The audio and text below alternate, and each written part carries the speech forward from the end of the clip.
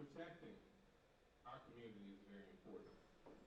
This forum is not only to educate, but also to be a warning to those who may want to cause these types of disruptions in our community, is that we're prepared and then we will seek the harshest punishment if you intend to commit these types of crimes. So we're setting the tone today. We're also educating the public and letting everyone know that Fort Bend County is the most diverse county and will be the safest community for anyone in the United States. Our next speaker that will step up, he's from the U.S. Attorney's Office. So just to be clear, we're hosting this, but this is the U.S. Department of Justice's program. They're facilitating. And this is co-hosted by the Fort Bend County District Attorney's Office and the Citizens Engagement Committee, which is a committee under the District Attorney's Office. So I'll turn the mic over. Thank you.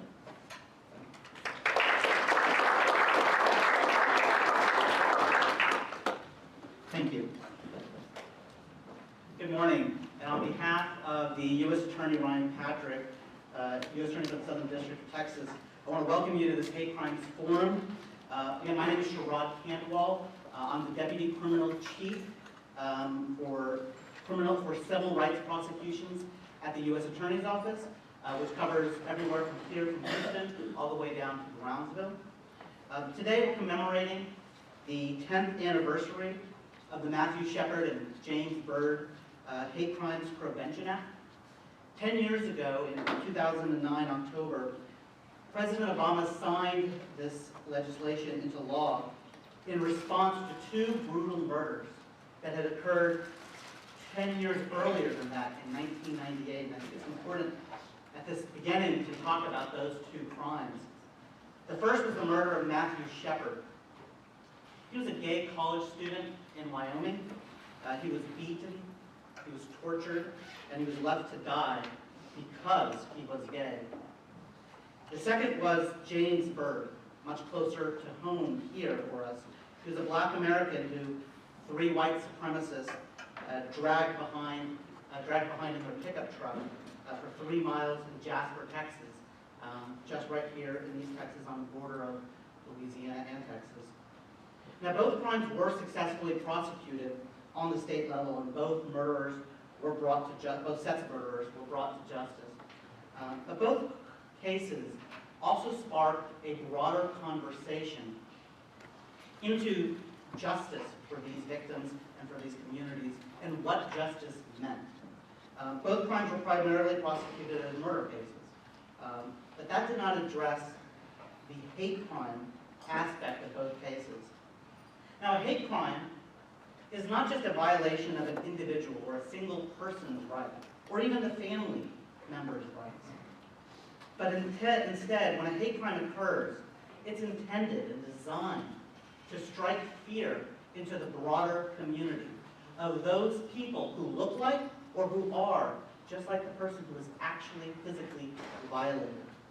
In doing so, those criminals are victimizing the entire community. Now, neither Matthew Shepard nor James Byrd's murders were prosecuted under a federal hate crime statute because at the time there really wasn't one that was applicable. On the federal level at the time, hate crime prosecutions were limited to when a crime was interfering with a person's certain activities, federal activities like voting or going to school. So in 2009, Congress changed the laws and greatly expanded federal hate crimes prosecutions to encompass far more activities. Now, it's still a high bar to achieve, but because of this law, we have a robust federal response and a recognition that when a hate crime occurs, it's important not just to prosecute the offenders, but to call it what it is, that it is a hate crime and that it is a violation of the entire community's rights. So in 10 years since the Matthew Shepard and James Byrd Prevention Act was passed, well, where are we? Well, it's important to recognize that hate crimes generally certainly feel like they are on the rise. Reliable statistics are hard to come by, something that we'll probably talk about during this conversation today, but it certainly feels that way. At the same time, it's also important to recognize that there is an available federal response to these crimes that wasn't possible a decade ago. And I want to highlight some of the prosecutions that have occurred in what's called the Fifth Circuit, or basically Texas, Mississippi, and Louisiana, the area that we practice in on the federal level here. In Texas, in Victoria, in October of 2018, just down about 90 miles south of here, a mosque was burned down, and after about a year of prosecution, the defendants in that case was prosecuted and under a hate crime statute and was sent to jail for 24 and a half years in prison. In doing that, the judge specifically talked about what a cancer to the society that the defendant was doing and how he was affecting the broader community. Again, another example of what the federal response can be and should be. In Louisiana, on February 14th of this year, 2019, in New Orleans, there was a defendant who shot 3 men who were trying to evacuate out of Katrina back in 2005. The defendant, he warned, after shooting the 3 men, he warned one of his neighbors that anything comes up the street darker than a brown paper bag is getting shot.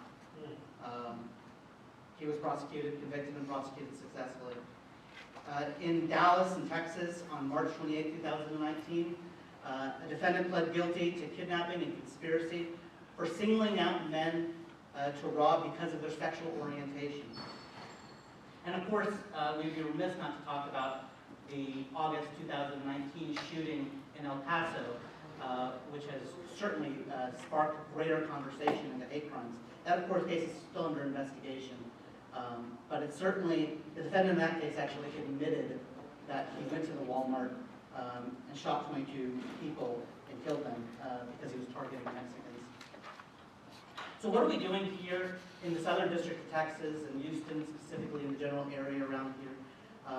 In the last month, we've established a hate crimes working group, and we're assembling prosecutors, law enforcement officers, and community groups to help prevent these crimes from occurring, and when they do occur, to have the appropriate response ready. Now, we've just started this. This used to be in effect years ago. It sort of fell out of effect, and then we're trying to reinitiate it. And so over the next year, we'll be reaching out to many of the people in this room to help participate in this discussion and this working group. I want to thank you for taking the time to speak, to come here today and to speak in this, engage in this conversation about hate crimes. I want a special thanks to Brian Middleton, our district attorney here at Fort Bend, for hosting this event, and go Astros.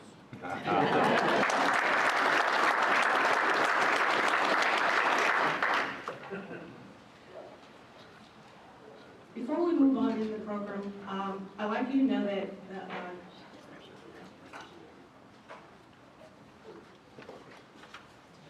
Timothy and Zamira are providing interpreting services through the Nightingale Interpreting Services. So again, thank you. Our program will consist of 3 panels. The first panel, which will be federal resources for addressing discrimination against individuals. And then our second panel will consist of law enforcement and how they address hate crimes. And our final panel will consist of community members. And they will discuss some trends and what they're seeing that's happening in their community, and also to provide resources for you through their organizations.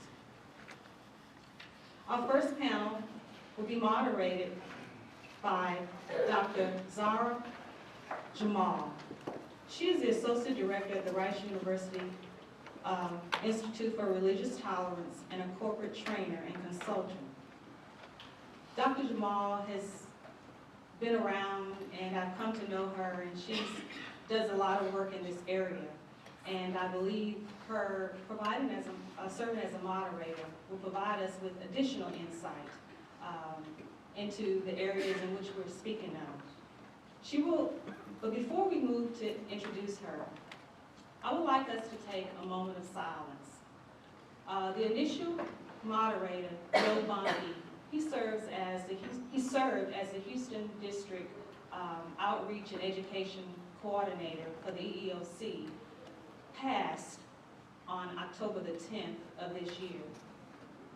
And he will be greatly missed in the community, not just as the training coordinator, community outreach. This is just an awesome individual that believed in love. So before she comes, I'd like us to just take a moment and remember him.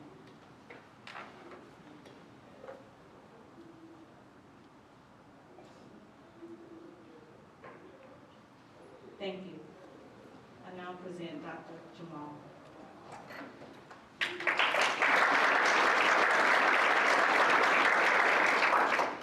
Thank you so much, Kim, for that kind introduction, and thank you to Clara and to all of you for having me here today. I have really big shoes to fill in Mr. Bonke's stead, and I hope to do his job justice, at least today for this moment. As Kim mentioned, this panel is about federal resources for individuals on the ground and how you can access them at the local level. So for this panel, I'd like to call up our esteemed guests. The U.S. Department of Education Assistant Secretary for Civil Rights is being represented by Angela Heights, Chief Regional Attorney for OCR Dallas. The U.S. Equal Employment Opportunity Commission is being represented by Radford Irvin, Houston District Director. And the U.S. Housing and Urban Development is being represented by Dr. Glenda Shepard, HUD Fair Housing Representative. Thank you all so much for joining us, and please give them a warm welcome.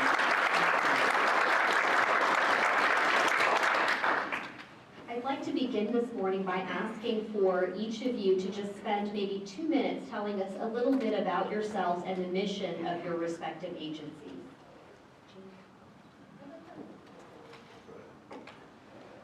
Hi, I'm Angela Heights. I'm the Chief Attorney with the Dallas Office for Civil Rights as part of the U.S. Department of Education. I've been with OCR for a long time.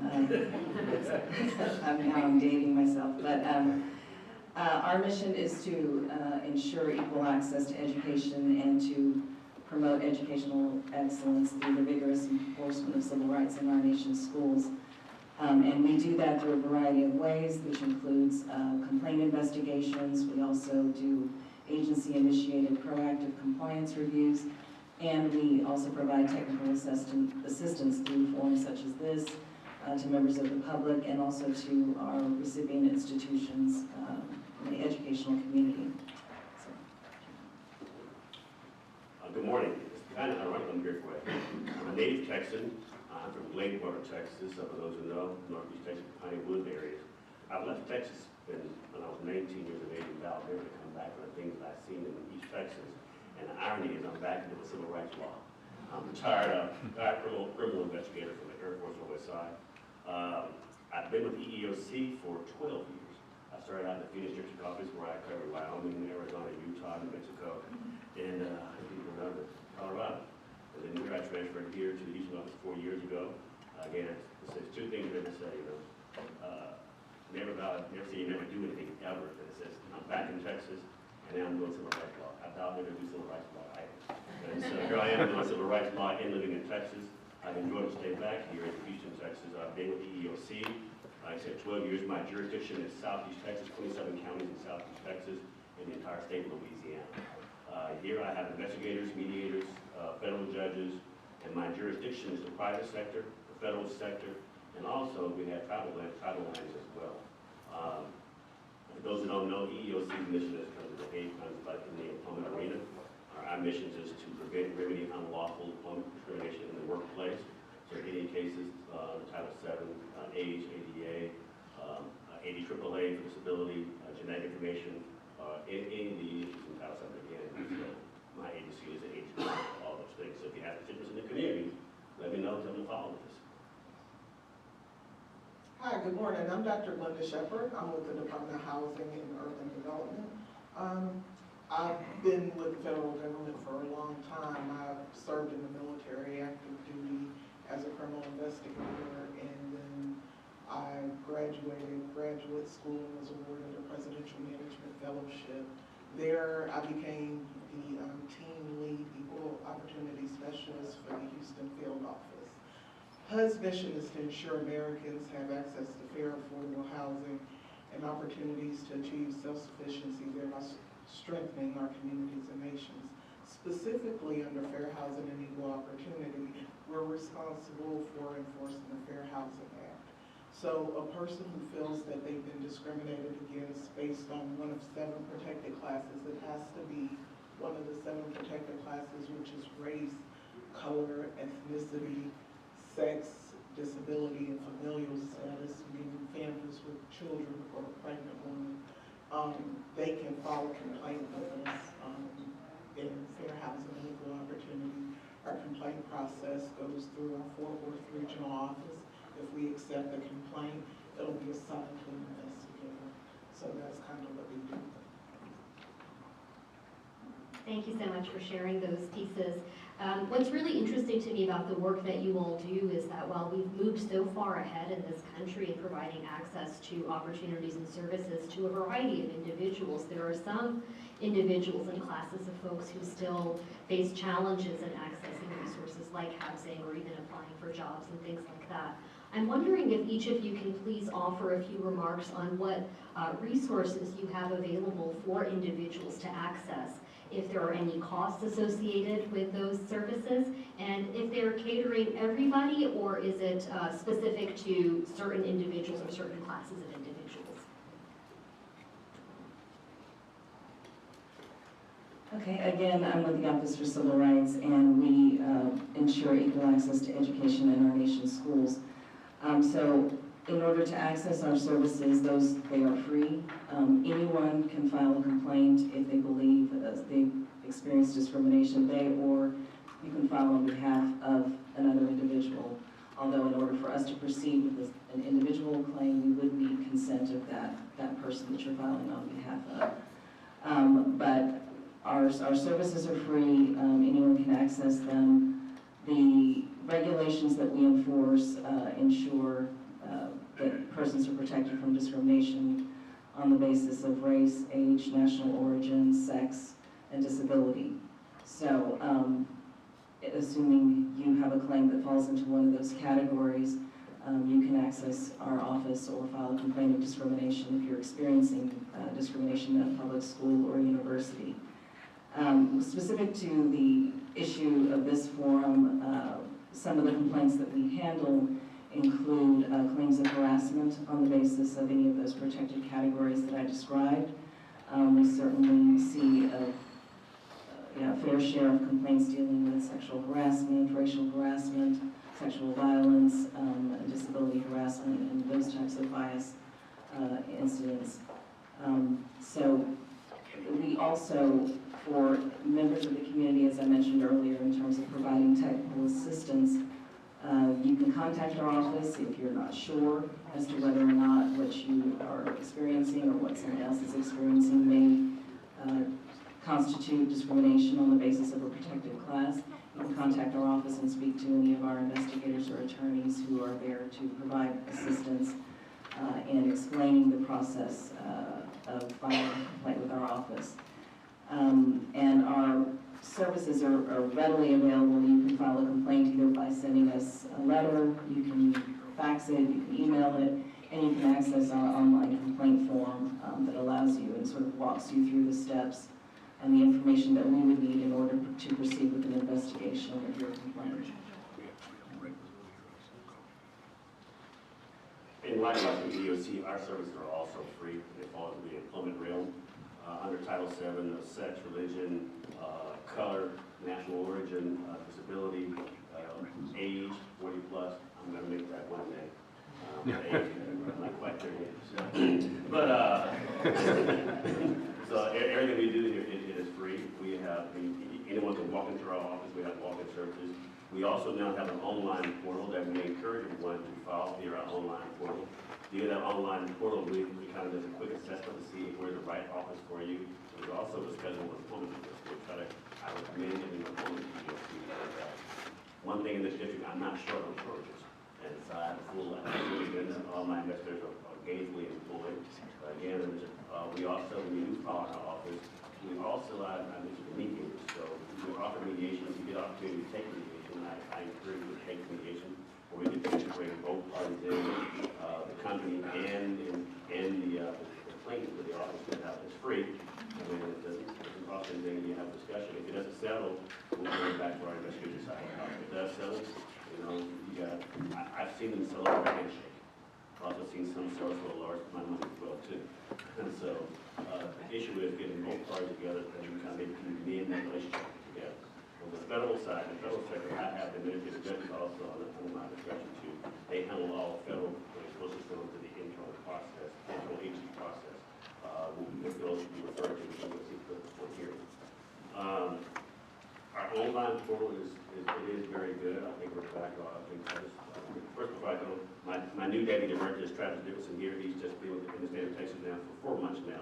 So as we try to take all the charges in, our job is to kind of speed up our process. It's not the fastest process in the world. It's been working 6 months to a year. In a lot of our cases, he and I, one of our goals is kind of shorten that process to make it more efficient and effective. We also are big, as Kim mentioned, Joe Blanker was my outreach and education coordinator. I'm also a big advocate of the education piece where we try to teach employers and also the community how to stay out of my office. You know, so in the reality is one thing I did love about the EOC job, first when I was on the criminal side of the house, I'm the kind of criminal guy from there, from DOD, is that I have subpoena authority. And I have subpoena authority is about to say that people are not cooperating. I don't like to use it, but I have a subpoena in my pocket right now. I have to go pull it out. So, just in case. Pocket subpoena. But the reality is, I want to bring parties together, talk about it, discuss working and resolve those issues. A lot of times it's miscommunication, so if we can get the parties in to have a discussion, we'll do that piece. In the outreach world that we get into, we go out to any community, any affiliated group, any association. We have free services. Travis and I have at our discretion to offer 1 hour free, depending on who the agency is we're going to discuss. And we also charge for now. The agency shifted direction about 3 years ago, 2015, 2016. On the harassment and workplace, we have a task force on harassment. So we shifted our training from going to, we figured out that our harassment training we did, harassment prevention, was teaching people how to harass. So we shifted harassment, and now we do respect in the workplace. We have 2 different modules that we charge for that. We have a module for employees and a module for managers. And I would encourage everyone, always start with managers, and we have training for staff.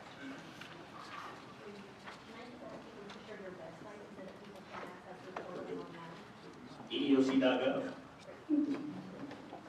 Ours is ed.gov/OCR. So anybody can file a fair housing complaint with us. You don't have to be an American citizen to file a fair housing complaint. We encourage anyone who feels as if they've been discriminated based on one of our 7 protected classes to file a complaint. We're pretty much like the other 2 government agencies. You can file by calling us on the phone. Our local number is 713-718-3199. You can go to HUD.gov and click on file a complaint. We love it when you do that. We love it when you file complaints online. So you're also more than welcome to come into our office and sit with an investigator to file a complaint. So we have multiple mediums on how you can file a complaint. Our services are completely free. When you file a complaint and a complaint is accepted by our regional office, it's assigned to an investigator.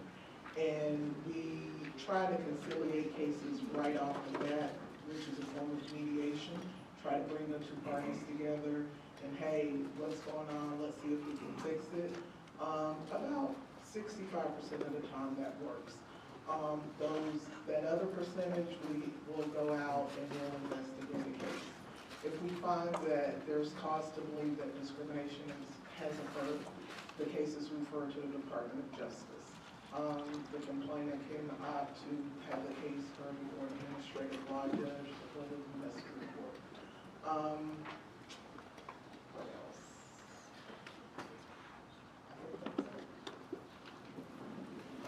Thank you so much. If you Before I ask the final couple of questions, if I can ask you a clarifying question. So each of you has mentioned sex as a protected class. By that, do you mean gender, like male, female, or do you mean sexual orientation? Yes. So thank you for bringing it up because we do take cases based on sex or gender. But gender identity and sexuality is not protected under the Fair Housing Act. Now, don't let that discourage you because we'll have other ways of getting it. If a person, we don't get you. If a person does discriminate based on sexual orientation, it's a fine line, but we'll have to make a determination, we'll ask the person, why do you feel you've been discriminated against? Well, I'm a woman and I dress like a man. Oh, really? Is that why? Oh, well, we can take that case under sex for non-traditional gender conformity norms. So don't get it twisted. It's not protected, but we'll still get you. And under, if you're one of our federal partners and you receive federal funding from the Department of Housing and Urban Development, and actually, if you get any federal funding that we find out about, you're required under the Equal Access Act to abide by those federal regulations, which do not allow discrimination based on sexuality. And yes, we still take charge of sex, but genetic identity and sexual orientation, but also pregnancy. For some reason, it's amazing that how many pregnancy cases that we see coming to the agency. And it's, well, that's still falls under sex until someone knows they're maybe get pregnant. So until that happens, it is still falls under sex for us. The one thing I forgot to mention for our investigations, we are neutral. We take all our investigations when they start out. And once we get a position for the respondent or the company, then we have enough information to kind of change sides. But if we do go to litigation, our litigation is also free if we take a litigation, if we represent you. Yes. Similar to my colleagues, the federal civil rights regulations that we enforce do not specifically cover sexual orientation or gender identity or transgender status.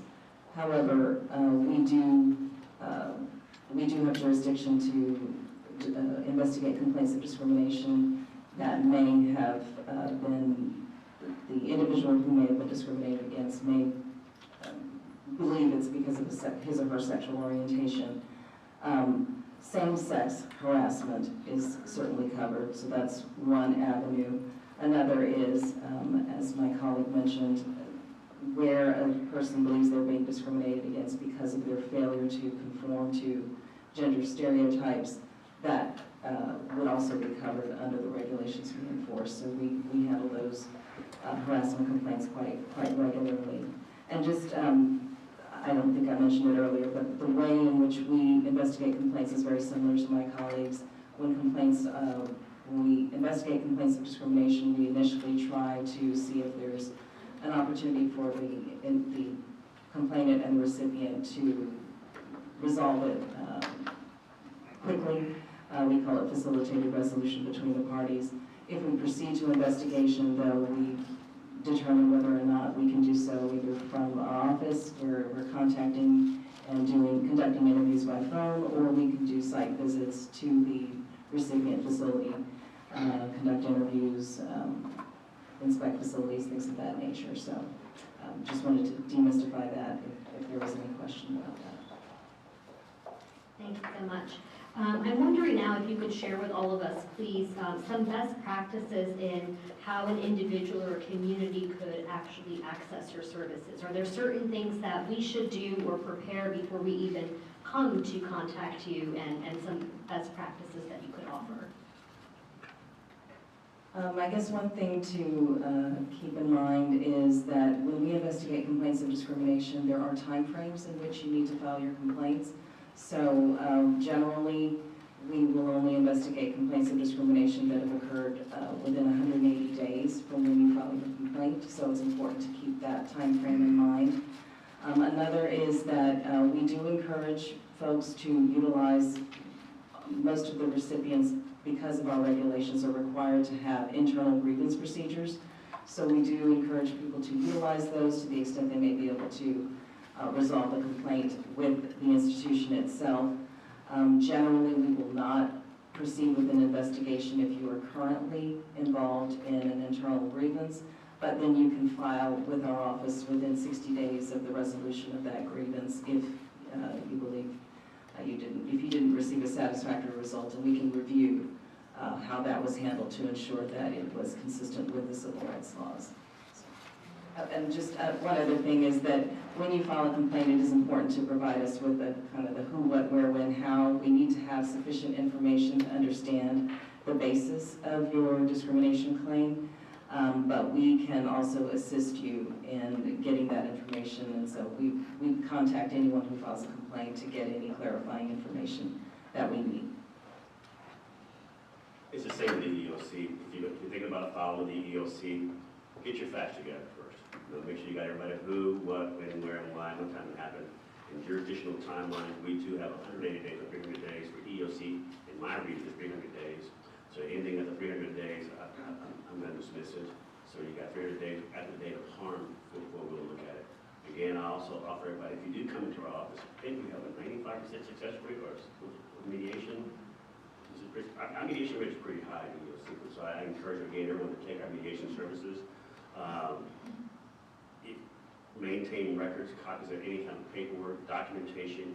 If you have all that information, please keep a copy and make sure you have it out.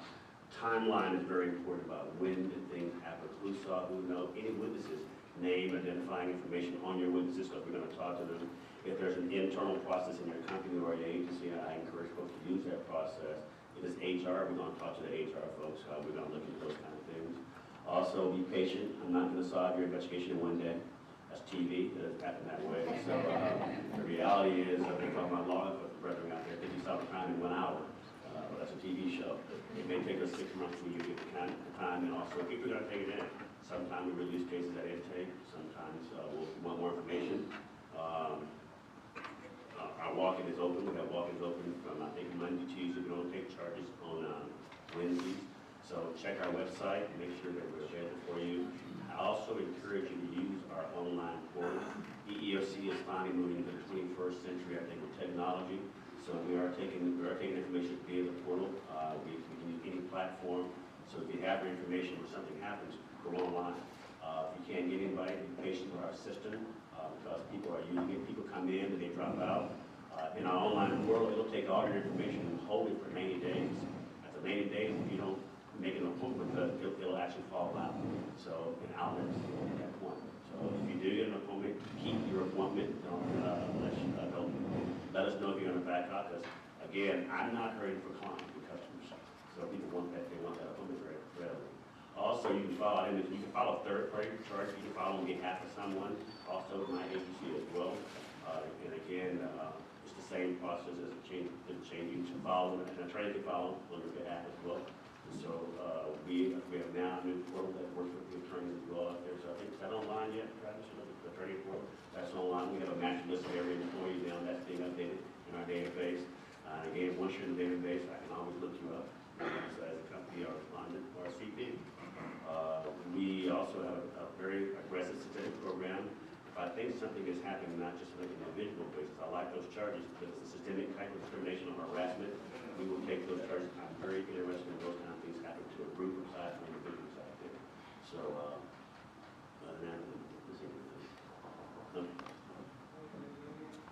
Okay, so best practices. I think best practices for dealing with fair housing discrimination is education and outreach. Currently, we have one Fair Housing Initiative partnership with Greater Houston Fair Housing Center, and they basically get a federal grant from us to go out into the different communities to let them know what their fair housing rights are. If you think there's a community that's dealing with a particular fair housing issue, we encourage you to call us. We can either direct you to our FIT partner, or we can come out ourselves and give education and outreach. A lot of times people just have questions. Well, my landlord is evicting me because I'm Hispanic. And I'm like, oh, that's horrible. That's really bad. Why do you think that he's evicting you because you're Hispanic? Because he lets all the other black people stay without paying their rent. And I'm like, really? You think they're letting black people stay rent-free, huh? And so generally we'll have a conversation and we'll be able to get community members to understand that, you know what? A person having a bad attitude about something isn't necessarily discrimination. As long as you have a bad attitude with everybody equally, we're okay. And the community doesn't necessarily know that. So, you know, it's one of those things we love to do, go out to the community and do training. But we also deal with a lot of housing people. Those are the important people for us to understand. If you discriminate against a person based on one of the 7 protected classes, we're going to hit you in the pocket. Our remedies are not, we're not going to put them in jail, but we're going to hit your checkbook. And I think for a lot of our businesses, they're more concerned about you hitting their bottom line than going to jail most days. So they pay attention to what we say. For us, we have 100 days to investigate a case. That generally doesn't happen, I'm gonna be honest with you. We are very much like our counterparts, very busy. We are gainfully employed and we have cases that will last us to the end of the millennium. But if we are not able to complete a case in 100 days, we send out a notification that we're still working on it, so we don't leave the person just hanging. A person has to file a fair housing complaint within a year of an alleged allegation for us.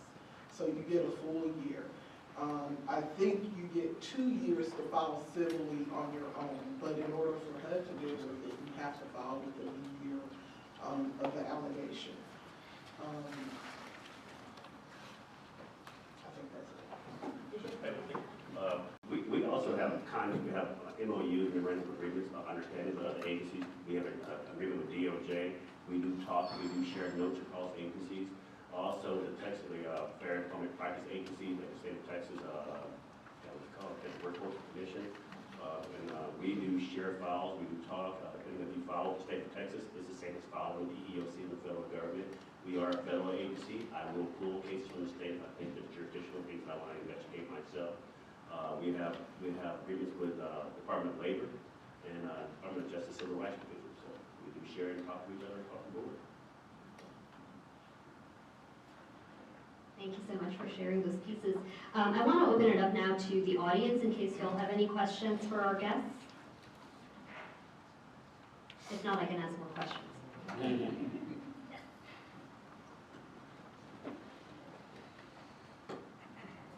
I would like to ask if someone brings a complaint to any of your departments, do y'all try to distinguish between a person's beliefs, religious beliefs, as opposed to merely discrimination on the basis of one of those criteria? How is that handled or determined? Great question.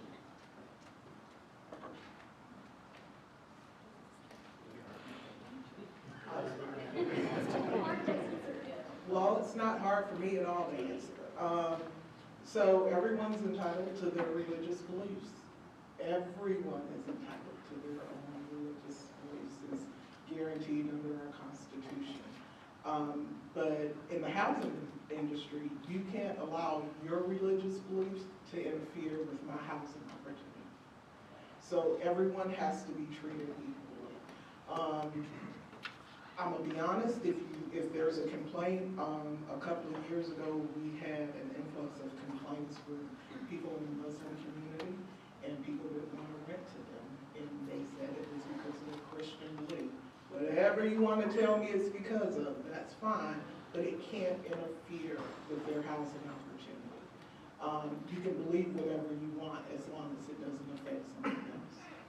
So no, we don't try to distinguish whether or not you're allowed to have your own separate religious beliefs. What I'm going to do is I'm going to look at my book, and it says discrimination based on discriminatory terms and conditions.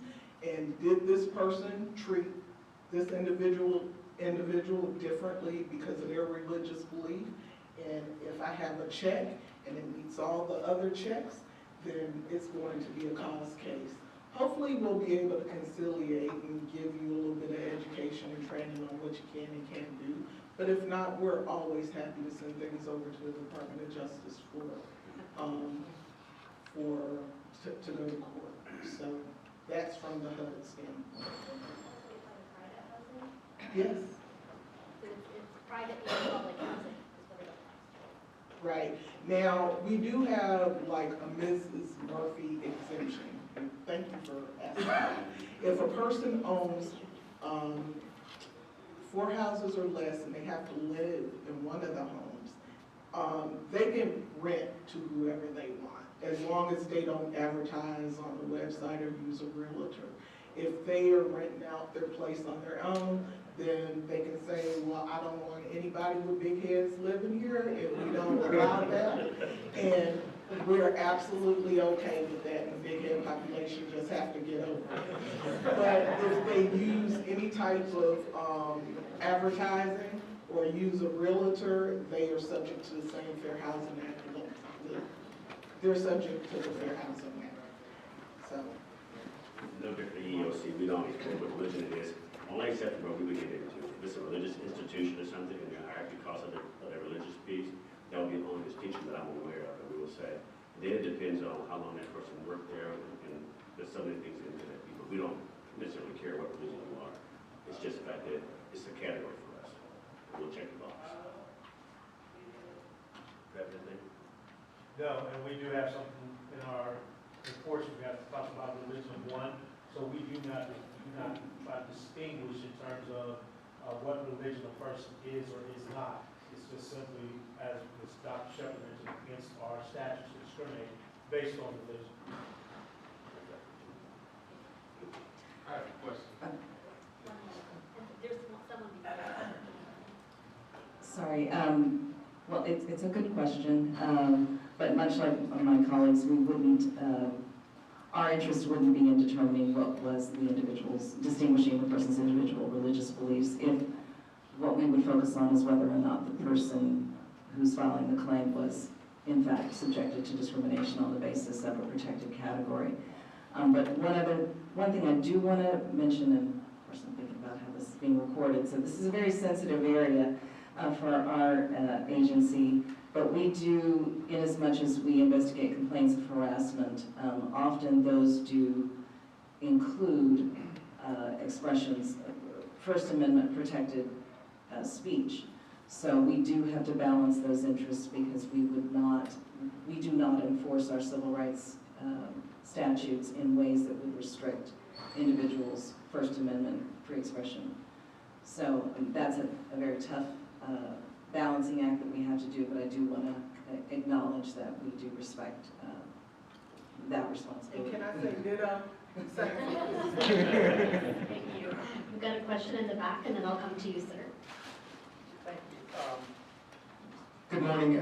My question is, obviously, I was reading some articles. It shows, according to Wall Street Journal, it says there's a last 2017, 2018, there's a spike of more than 17% in overall hate crimes, and also there's a number shows around 37% when it comes to anti-Semitic related hate crimes. And so this is something we are going in the wrong direction. How we are addressing this spike and how we are making sure our minorities or those who are victims of these things in a high level we are addressing, and understanding and acknowledging it is becoming a real problem than maybe 5 years ago. And so how do you address that to make our citizens' life better? Thank you. I'll start the education and outreach piece for us. All the group stuff, the association of the groups and stuff. The more people know and talk, communicate about the federal services and the agencies and the services that we offer, have conversations, dialogue. Ask us to come out to your organizations and talk to you about what your rights are, what we should be doing out there in a proactive manner. I think the key is definitely education.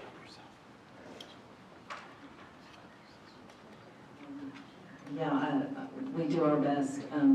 Obviously, we have seen some spikes, just depending on what's going on in the news, in terms of harassment of certain, particularly ethnic groups, often with a religious connotation, or at least the interconnectedness with that issue. And we, you know, it's a day-to-day challenge, but we are committed to the vigorous enforcement of civil rights, and we continue to investigate those complaints and work with communities to try and, you know, address the concerns and the sensitivities in those communities. And we work collaboratively with other agencies as well, including the Department of Justice Community Relations Division, in terms of bringing them into a school district that may be experiencing a spike in bias sort of incidents, and need some engagement on appreciating tolerance and appreciating the diversity in the community. I'd like to say that unless we know what's going on, we can't investigate it. Meaning a complaint has to be brought forward to us in order for us to investigate a complaint of discrimination. There is an exception. The secretary of HUD decides that, hey, this is an issue, I've seen this in the news, we need to go investigate it, it's an egregious issue. We will do a secretary-initiated complaint with the secretary taking on the responsibility as a complaint. And I'll mention that in the community relations panel, we will also be covering the response to this question, because there is a lot that's going on with civil society, government, and the private sector that the rest of us are working on also. Let me give it to the gentleman on the side here who has the final question, and then I'll turn over the floor. Sir, could you please share with us your question? The audience member raised a good question about what I would interpret as First Amendment freedom of expression. And we've seen this with different retail stores in the application of Obamacare, and they're expressing their freedom of religion not to follow the law. Now, the question I have is that same reason applicable to someone who's discriminating? Can I discriminate against somebody and say, well, it's in my religion not to like a certain class of people? Is there an exception or defense to discrimination? Thank you. That's a very insightful and provocative question. I can't walk fast enough to get to you guys.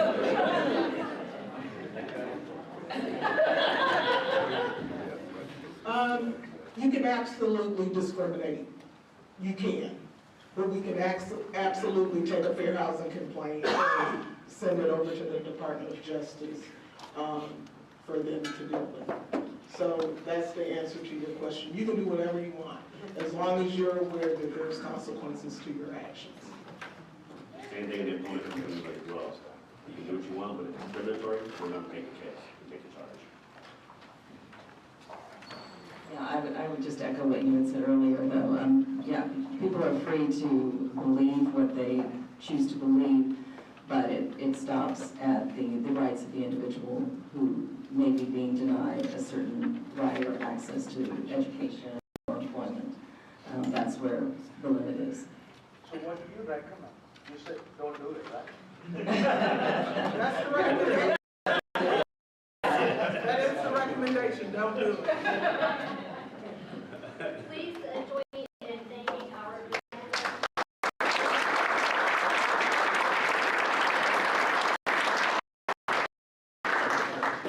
Thank you again.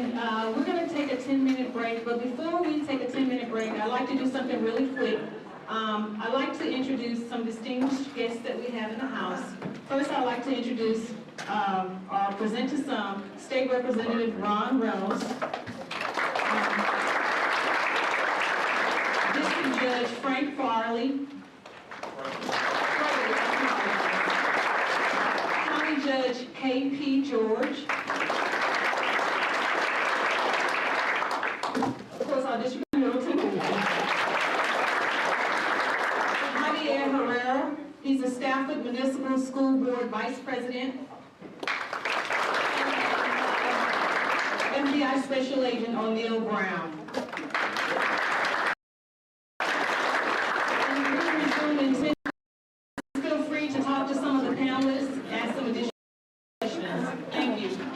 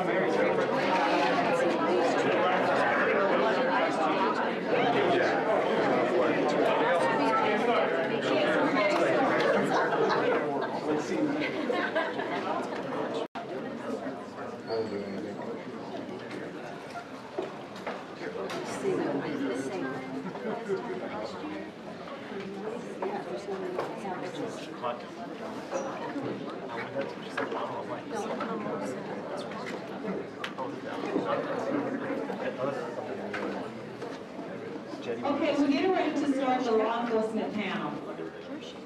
And it will be moderated by Assistant U.S. Attorney Sherrod, Deputy Criminal Chief at the U.S. Attorney's Office of the Southern District of Texas. He is currently the Chief of the Human Rights and Organized Crime Section, which handles the civil rights and hate crimes caseload. Is there anything else? He recently received the Attorney General's Award for the successful prosecution, which was resulted in a 25-year sentence for the defendant.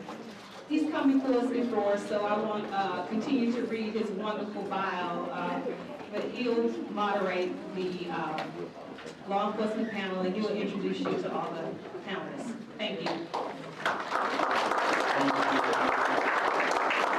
All right, so we are going to be having a conversation about law enforcement and hate crime prosecutions. Let me bring up to the table our panelists. First, Teresa Boes, the Assistant ADA from Fort Bend County DA's Office.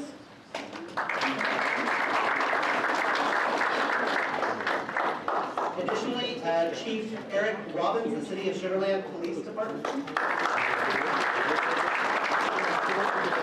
And finally, O'Neill Brown, who is a federal FBI agent with the FBI. O'Neill?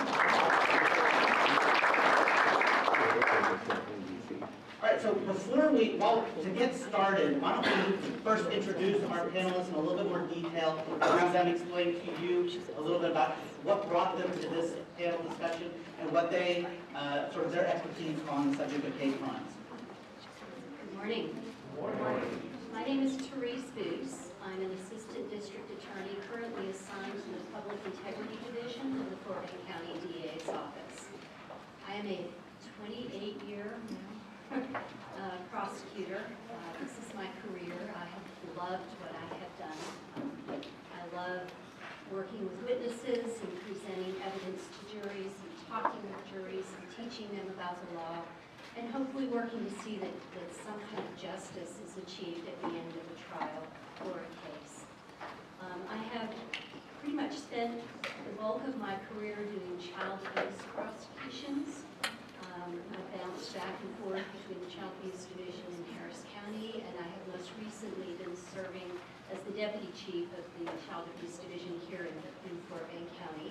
And I've also spent another bulk of my career doing public integrity work, which sometimes encompasses the hate crimes area, typically some of the color of law violations that we deal with. And I am the new Chief of the newly created Public Integrity Division for the Fort Bend County Attorney's Office. Brian Middleton has created the division and has tasked our small group with looking out for violations or complaints of violations of the law made by public officials. That's a lot. I don't know how to follow that. Good morning, everyone. I'm Eric Robbins. I am the police chief for the city of Sugar Land, and I've been with the city of Sugar Land for about 28 years. So I've seen a lot of changes and a lot of things that's happened, a lot of development and a lot of growth in Fort Bend County.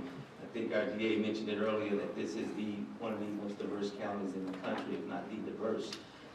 With the city of Sugar Land, I talk about this quite a bit, and I'll probably mention this more, is our mission is obviously to deliver quality law enforcement services throughout the city.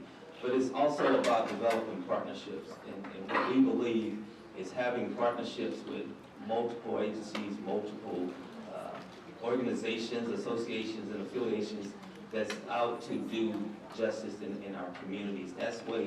In those types of ways is how we believe is how we keep our communities safe, Our department is a truly diverse police department, and one of the things that we truly work on is providing training and education. We work with our partners with the Anti-Defamation League, who is here in the room. Ms. Dina Marks here, and Sue Hostin, some great partners of mine.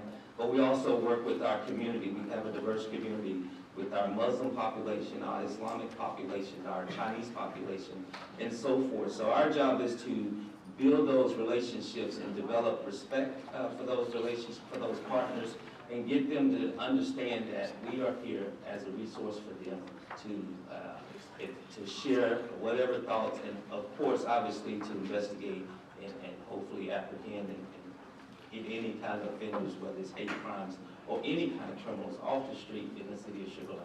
So I'm just ecstatic to be on this panel, but I'm also ecstatic to be a part of the community that I love so much. I'm a native Houstonian, born right here in the Houston community, grew up in Houston. So my kids, my family is here. This is just one of those communities that I believe it is very important for us to continue to have these kind of dialogues and these kind of relationships. So I'll pass the microphone. Good morning, everyone. My name is O'Neil Brown. I'm a special agent with the FBI Houston Field Office. I've been a special agent with the FBI since 2010, where I've investigated a variety of crimes, including white-collar crimes, bank fraud, wire fraud, mail fraud, and also civil rights violations. And when I talk about civil rights violations, I talk about color law cases, which are cases involving police misconduct, excessive force cases, and also, of course, while we're all here today, we're just to discuss hate crimes. So it's truly an honor to be here with our law enforcement partners, our prosecutorial partners, and also our community engagement groups. All right, well, the way this is going to work is that we're going to ask the panelists a series of questions about hate crime prosecutions and how they actually work on the ground level and what happens from the start of the case to the end of the case. But I want to encourage people in the audience to ask questions that they may have, because I think those are the most fruitful and productive conversations we get from that. But before we get into that part of it, why don't we just start opening it up by first asking the panelists the question of what really is a hate crime, as opposed to, say, a bias incident? Right, so I'll start with that one. And so I'll kind of rephrase the question to what's a hate crime versus what we call a traditional crime. And I always, when I give this presentation, I use a quick example I use with two individuals we call them Adam and Billy, right? We'll say Adam and Billy, they've known each other since they're about 5 years old. They grew up together, went to first grade together. And now they're about 20 years old, and they still know each other and live in the same community. One day, Adam walks up to Billy, and Adam pulls out a hammer and says, "You know what, Billy? I remember when we were in the first grade, you stole my lunch." Adam pulls out the hammer, he hits Billy in the stomach with the hammer. Says, "That's for stealing my lunch when we were in the first grade." In that example, what you're probably looking at is a traditional crime, maybe assault and ag assault, depending on Billy's injury. We take the same set of facts, Adam and Billy, known each other since they've been 5 years old, grew up together, except this time, the day before, Billy had recently revealed that he's homosexual. This time, Adam pulls out a hammer out of his pocket, walks up to Billy and says, "You know what, Billy, I never really liked homosexuals." Adam hits Billy with the hammer. In that case, that would be an example of a hate crime, or what I like to call it, a bias-motivated crime. So that's how I kind of, in my mind, distinguish between a hate crime and a crime, a criminal crime that would be traditional offense. In the city of Sugar Land, what we look at is, we look at what some of the actual factors that's involved. Just because someone says it's a hate crime, it doesn't make it a hate crime, but even if it does not say it's a hate crime, that doesn't mean it's not. So what we look at is some of the motivating factors, some of the issues that's involved is for specific, what is the relationship to from the offender to the victim? Where is the victim part of any type of religious group or any ethnic group, any cultural group?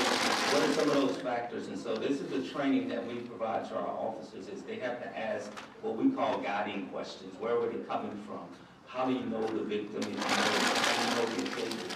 Are you a part of any of these groups that we talk about? Are you have any kind of affiliation that we can associate? And then our officers have to look at those. And then what we will do is we will classify these particular incidents as a hate crime once we can identify those factors. And then we will investigate it from that perspective. And what Chief Robbins has talked about is evidence. He's training his officers to ask the proper questions, to ferret out the evidence that we as prosecutors, both federal and at the state level, are going to need to make a hate crime. So a crime is a crime. A hate crime has something additional to it. And it requires the same kind of proof that we always have to have going into a courtroom, which is beyond a reasonable doubt. That's a very stiff level. It's the highest level of proof that we have in the United States system. And so the evidence becomes very critical when we're trying to prove that a crime was committed because of factors such as race, color, disability, age, national origin, ancestry, gender, or sexual preference. Those are sometimes things that we may know as individuals, common sense, we can look at and we can say, we know this crime was committed for this reason. However, putting the proof behind that sometimes becomes a very difficult thing. Let me follow up that question with this. Is every instance or expression of hate that someone may receive, is that a hate crime? So for example, if someone rolls down the window, they're driving, and yells at a group of people about their ethnic or racial or whatever status, is that actually a crime? I'll start with you. Good question. I would say it's not a crime until we can identify those key factors. I mean, if someone makes an outcry, an accusation, or a statement like you just mentioning, what we have to do is qualify those statements, because you can have someone just having a party or someone just having an incident in a day or something and making some words, but what we want to do is to qualify those statements. And when we qualify those, it's just to look at those patterns, look at the history, look at, like we were talking about, some of the evidence, who they belong to, where were they coming from, did they just come to the area, are they new to the area, are they familiar with the association and the people that they're around. And so we have to look at those issues, and then we have to qualify those issues. Let's talk a little bit about what actually happens when there actually is a criminal act, hate or race or bias of some sort. How do you proceed? And maybe this should go to law enforcement directly first. I feel like I'm in the middle for a reason. No, I'll start off with this one, but you start off like you would any traditional investigation, in terms of trying to find out exactly what it is, what happened. So obviously you get a victim statement about the victim about exactly what happened. And the victim statement is important. Primarily, the sooner you can talk to the victim, when it's fresh in their mind about what happened, how did you come to be the offender state, what did the offender say? Because in all crimes, words matter, right? Give me the money now. People establish a pattern of how they say things over and over again. But in hate crimes, words really, really do matter, right? Because it goes to the bias motivation, the offender's mindset when he's committing the crime. So it starts with a victim statement, getting from the victim, what happened, what did the offender say, what was he doing, and it's a delicate and it's an interesting process. It's sometimes very challenging for the victim to have to go over this in detail. I mean, he kicked you. What did he say after the first time he kicked you? This is from a victim standpoint, this is a horrible event that they went through, and now we've got to take them through it. Literally, blow by blow, injury by injury, because it matters to us in terms of proving our case, what was being said at the time. So it's very important, even though it's very hard for victims sometimes, it's very important for us to developing the evidence. Obviously, also get witness statements, people, non-neutral third parties who were also there, who may have also witnessed it, video evidence, cell phones, things you would get in a traditional investigation, and trying to establish the victim, about the victim's background, also trying to, number one, identify the offender, and then once you have an offender identified, finding out as much as you can about the offender's background, and again, things you would normally do, the offender's criminal history. Does he have any other instances where he's committed this kind of conduct in the past? Maybe he has some assault cases from years back, but if you look at these assault cases, they involve individuals who were always Muslim for some reason, right? So you establish a pattern about the offender. You also look at the offender's statements that he said, not only when the crime was being committed, but maybe online, on Facebook, his historical Twitter accounts. And also you look at the offender's, maybe try to get the offender's phone and see the text messages and things that he was being sent out contemporaneously to when the crime was being committed, What was he saying to his friends? Where was he going that night? Why was he going there that night? What was his plan? And also, obviously, what did he say after? What did he tell his friends? What did he tell his families? What did he tell other co-defendants?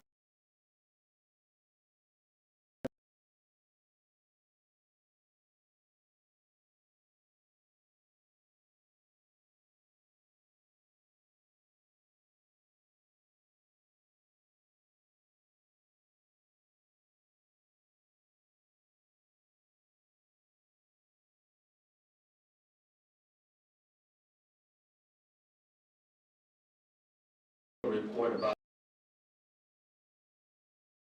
to make that offer. If we have to, that the case. We're going in Sugar Land, but the issue that you look to let us know.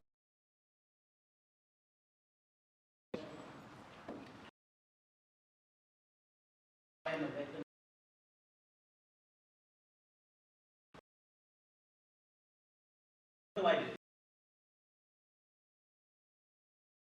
Jurisdiction police.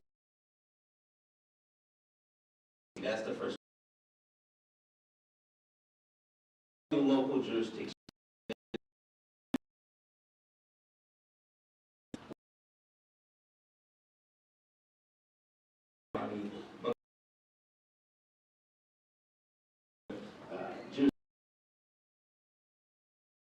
Of his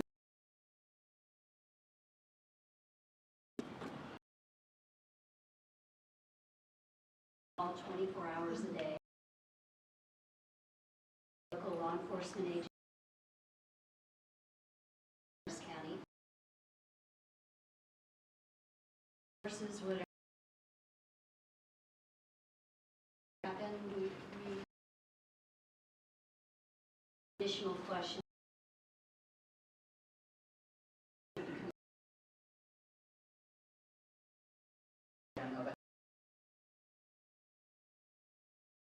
Are you going to investigate have in reporting hate?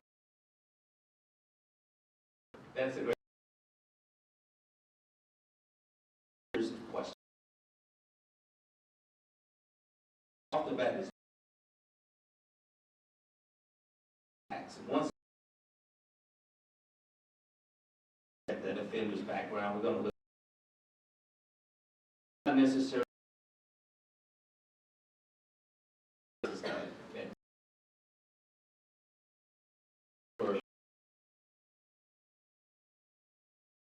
The facts, find out what happened.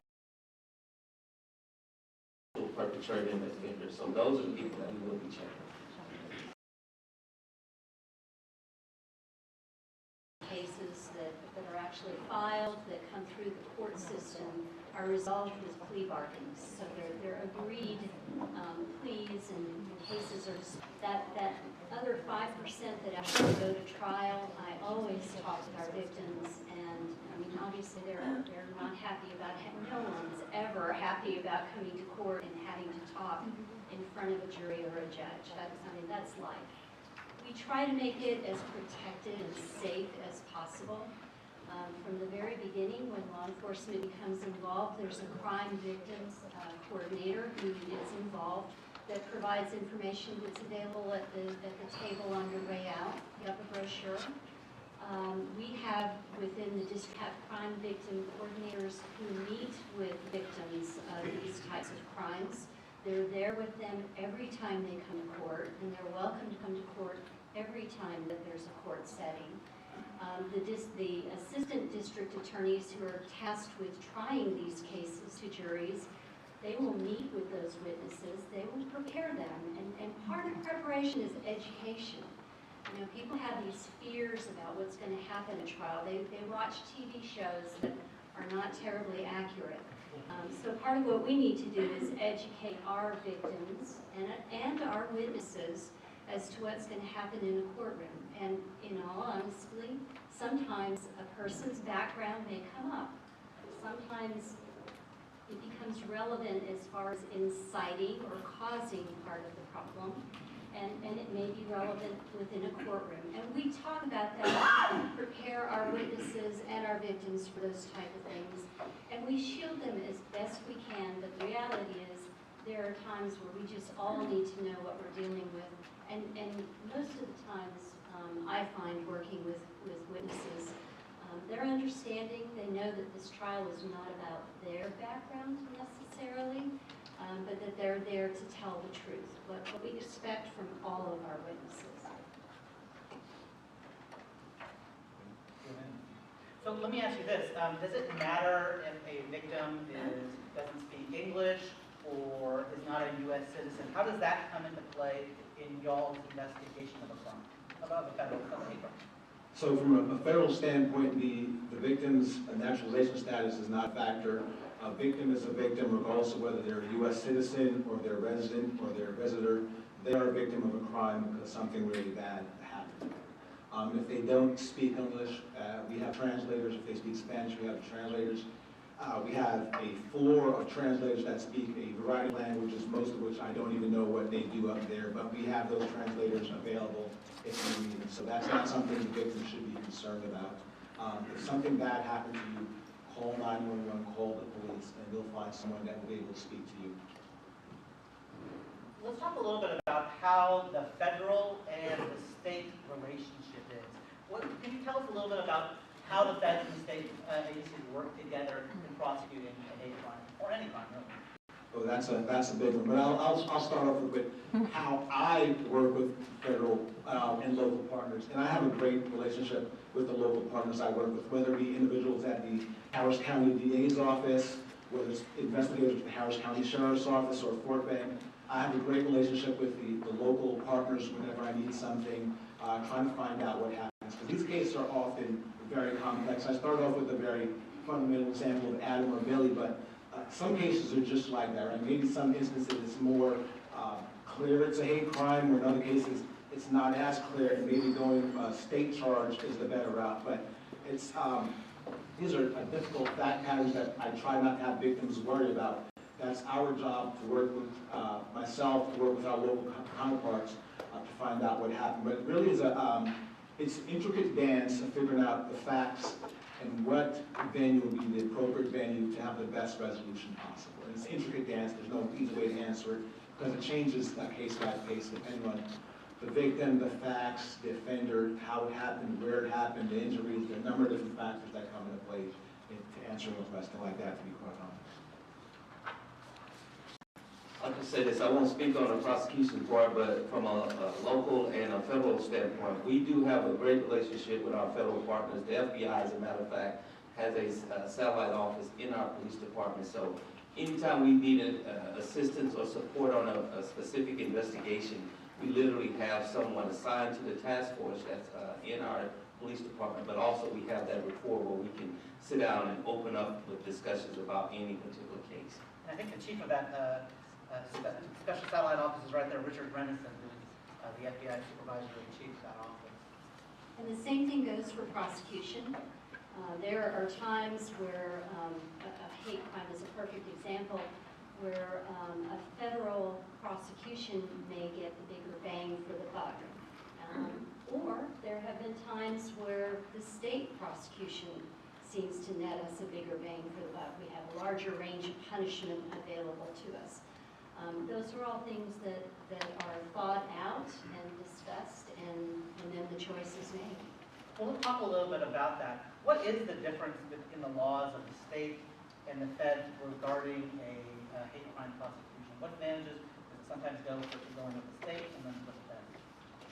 So on the state side, we have kind of a narrower perspective than the federal side. We have offenses against the person, homicide, kidnapping, trafficking of persons, sexual offenses, as well as assaultive offenses. And then the crimes against property include arson, criminal mischief, and graffiti. Those plus that bias, that reason behind why those crimes got committed, those constitute the state hate crimes. What we get out of those is you look at each of those crimes and the bias bumps up that crime to the next level. So if it's a second-degree felony, which is a 2 to 20 term in prison, if it's a hate crime, that second degree would be bounced up to a first.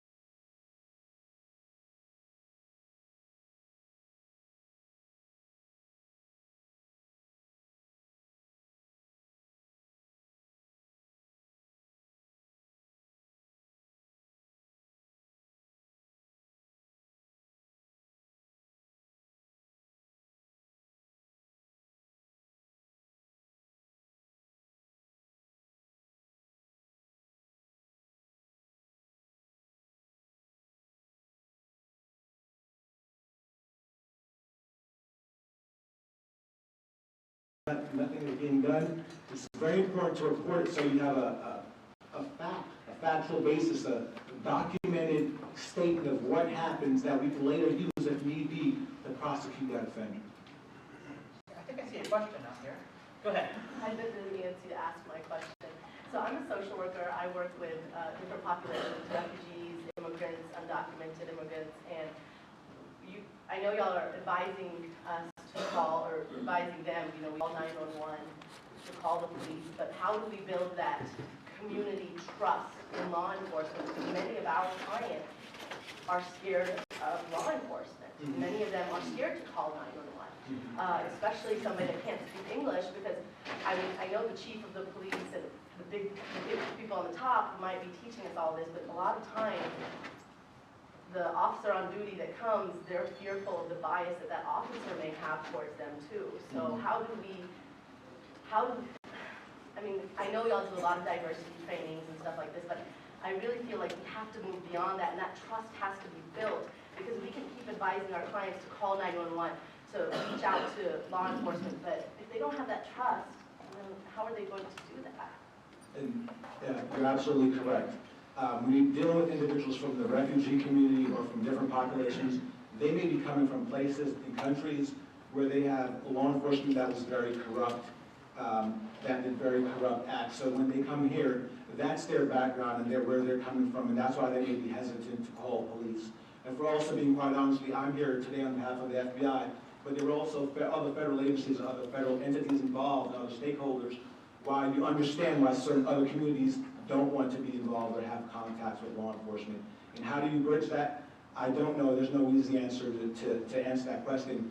But how we start is by people such as yourself kind of maybe acting as the mediator in the go-between, between people who are very hesitant to call law enforcement, and between people like yourself and others who are in this room who have the education to know that there are people that want to hear what happened to you and hear about what happened to you. Maybe if you act as that bridge, we can at least start walking in the right direction. But it's going to be a hard task.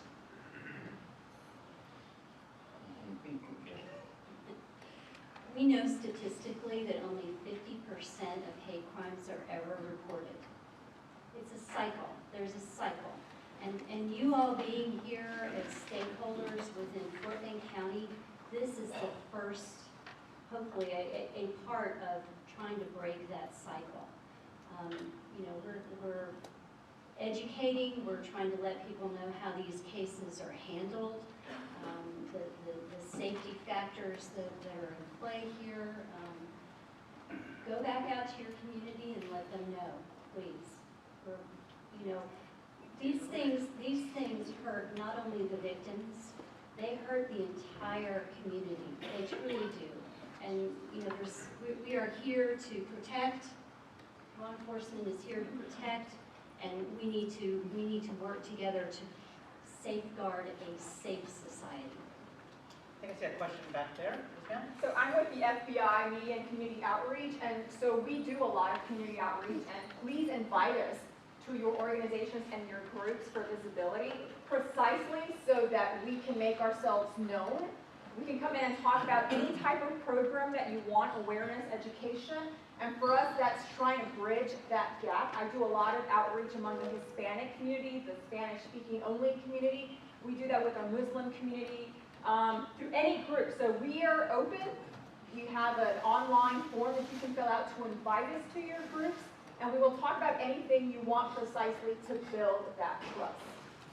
So I think I saw a question over there. I feel like the elephant in the room is immigration status, and if somebody is undocumented and come forward as the victim of a crime, can they be assured that they will not be deported or that their family members will not become caught up in immigration-related investigations? And from the local law enforcement standpoint, that's not our role. It's not our role to enforce the immigration. Our role is to investigate the crime. You all made some good points, and the only thing I can do is kind of echo what they're saying. But in our jurisdiction, you know, I started off saying we have to develop partnerships and we have to have these relationships.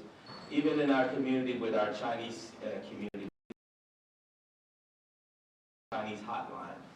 On that hotline, we literally have members from the Chinese community to man this hotline to try and deceive this information and try to hopefully answer these kinds of questions about what it is that law enforcement do. We have our Citizens Police Academy. We have various opportunities. We go out and speak at multiple events, whether it's with the Jewish community, the Muslim community. We want to talk to those individuals in those communities and just let them know that we're here as a resource, but we do understand that there's going to be some apprehensions, and like we're saying, we just have to break down those barriers.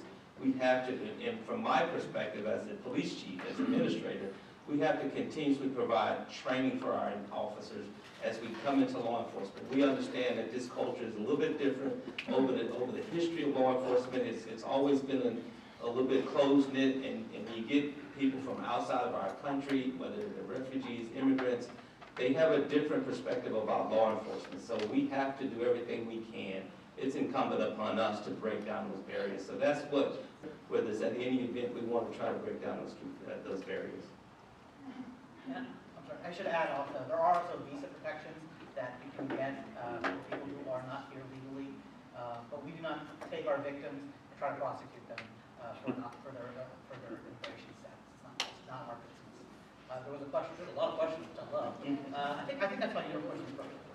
So there are definitely a lot of victims that are very fearful of reporting a hate crime. Fear of the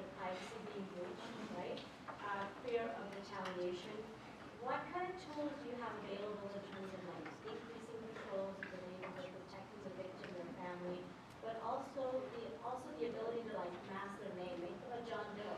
Obviously, the defendant knows who they are, but they're really worried about, well, I don't want my family name kind of dragged through this incident. I don't want there to be like copycat people. What kind of tools are available for that? That's a question, and we work closely with the district attorney when it comes to developing pseudonym names and those kind of names for our victims, and it just depends on our specific and our district attorney actually gives us those guidelines. So I'll let them kind of touch on that. But when you talked about just extra patrols and stuff like that, and I can't speak for every law enforcement agency in all the counties and all the jurisdictions, but in my jurisdiction, we will make that resource available for all our victims of any type of, if there's a need to come by and do extra patrols or close patrols, or if you want to let us know what's going on when you're leaving your home, when you're coming home or out of the country for quite a period of time, we'll take that to note and make sure we can watch your house and make sure there's nothing going on there. Question? Yes, ma'am. I have a question that's come up recently with some of my clients. On the victim intake forms at any level, whether it's the local, state, or federal, county level, is there a question about the victim's immigration status? No, not that I know of. I've never seen that, never. I would like to continue answering the question about safety of the victims. Once a charge is filed, bond conditions are typically requested, and when we have offenses such as hate crimes, we will typically ask for conditions such as no contact. So the charged person, the defendant, would be ordered by the court, should they make bond, to not have any contact at all with the victim in this case or their immediate family.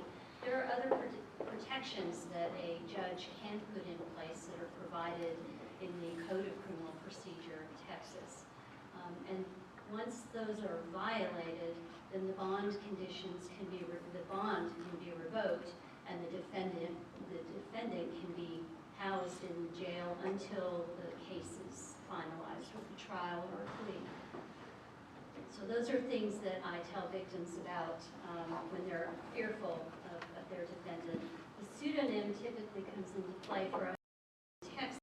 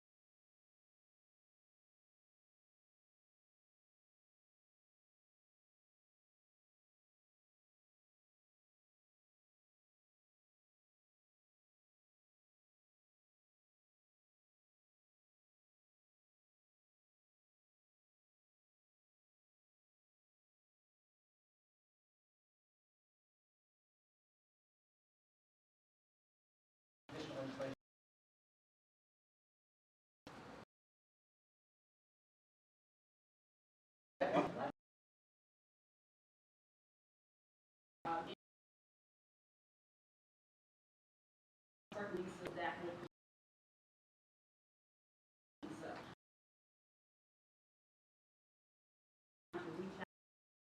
because those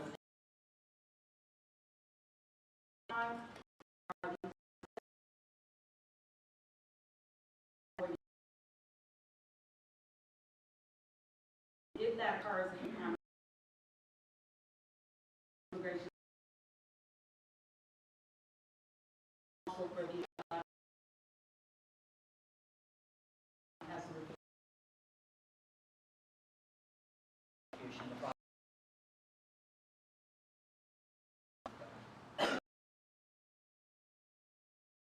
Hands up.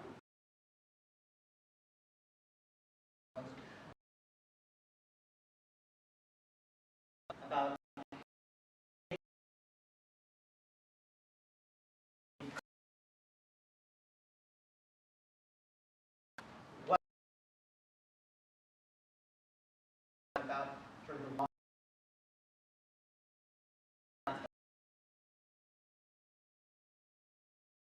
start with that one. And I'm a JD. PhD. Numbers are very important. Using them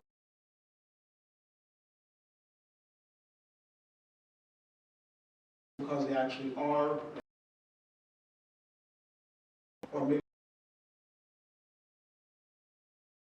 a number of different factors that go into that play.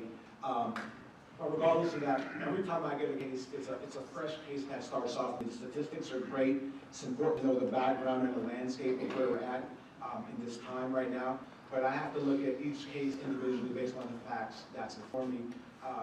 When I go in a case, I can't present something that happened 50 years ago as evidence. In this case, I'm dealing with this victim, this offender, what happened in this case. So statistics are good to know and obviously need to be informative as a citizen. But from an investigator standpoint, I'm concerned about that victim, that case, improving the case that's in front of me right now. Yes, I'm dodging the question. Well, I'll just add from the city of Sugar Land standpoint, I've actually checked our stats and the answer to your question is no. But that doesn't necessarily mean that something is not happening beneath our radar. So again, we have to try and open our doors and try to build these relationships. But we have to ask, as an investigative officer, we have to ask pertinent and relevant questions. And so, I mean, we'll ask questions like, you know, what's the race, obviously, but did the victim recently move to the area? You know, that may be something they didn't know about. Are there other residents in other victims in the area that had these same type of incidents going on? So we have to ask, where you been, where you coming from, where do you go out, where do you hang out, who do you hang out with? Those kind of questions that may be a little bit uncomfortable, but we have to ask, so, and then we can, like I was saying earlier, we can classify these particular types of cases. I don't have anything to say about the statistics of it, but I do know that the press has covered it and identified it as hate crimes when maybe legally amongst ourselves we might not get there. And that's the one stat that I do know from Fort Bend County is that a case I think in the last couple of years that could have been filed as a hate crime, it ended up going with the feds. So that's a situation where it doesn't mean it didn't happen and it didn't happen here. It just meant that it was a better prosecution on the federal side than on the state side. But yes, I think we are aware of it more, we hear about it more, and I'm kind of interested to see what the statistics come back in the next 2 years. I'll add something as well to that, speaking with our FBI chief over civil rights. Statistics are very hard to come by in this community. And as you heard, like 50% of hate crimes are not even reported. I'll be honest with you, I heard that statistic before too, and I've always questioned whether, how do we even possibly know that's true? We're talking about the very marginalized group in our community who are not actively going out and reporting this. How do we know that they're not reporting it? How do we really know what the statistics are? Back in 2009, I believe it was, when the act was first passed, there was legislation about putting in together better statistics and asking all the different components of law enforcement around the country to report. And unfortunately, a lot of that was voluntary reporting. And so while you may get an increase, I think it was 17% in the last FBI numbers, that also could just be reporting an incident, just more people are reporting this, more jurisdictions. It's a very difficult thing to sort of know whether it really is increasing or not. The media likes to take on a number and just get onto it. But I would like to just sort of hear from the people in this room, you know, from your own perspective, do you guys feel like hate crimes have sort of increased in the last 2 to 3 years? Just sort of by show of hands, if you think that that's true. It's about a fair number. Certainly that certainly feel that way a little bit to me from my perspective. We have a question, yes. To the chief, say you respond to a scene of a crime, and you see all the evidence, and in your head, you see a victim who has suffered certain injuries, and just based on what the witnesses are saying, you feel like a hate crime has occurred. But the victim is hesitant to report it. Oh no, I'm fine, I'm okay. Does that happen? I mean, and you feel like that's not going to be reported, can you kind of cajole the victim into filing and to following up on it? The word cajole, I don't think we try to cajole them, but what we do is we look at literally the elements of the crime. And if the elements are there, we'll make the report. We may have a victim that said they do not wish to prosecute or do not wish to follow up with the case or as far as work with our investigators or our district attorney partners. But we look at what the elements are. And if the elements are there, we're going to document it and we're going to make the office report. And then we'll work with our investigators, our district attorney investigators, and let them determine the prosecution of the case. And ultimately, the prosecution will be done by the state of Texas, not the individual. So as opposed to a civil lawsuit where you're fighting over money and damages, the state of Texas, for purposes of criminal prosecution, is the party that goes forward. And there are times where we go forward and no one is our friend and no one is cooperating. We do that very typically on domestic violence cases, where we feel we need to go forward to protect this person and to put a stop to this particular cycle of violence. So we would be in a position of working hopefully with a victim and their support group to try to get them on board. But yes, we can go forward with that. So my question is about the rise in the number of hate groups in the Houston area, but elsewhere also. And I was wondering if your offices or other offices in the government actually track and trace those, but also find ways to curb their efforts of stoking.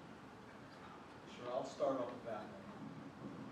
So hate groups often walk on the fringe of hate speech and hate crime. They're also often very good at walking that fine balance. I do not track individuals who are engaging in the freedom of their expression, even if it's offensive or hateful expression. That's not something I do. I track criminal conduct and criminal behavior. But we are aware that there are certain groups throughout the country that are, for some reason, are espousing hateful speech, and that hateful speech goes down the pattern which eventually turns into hateful conduct.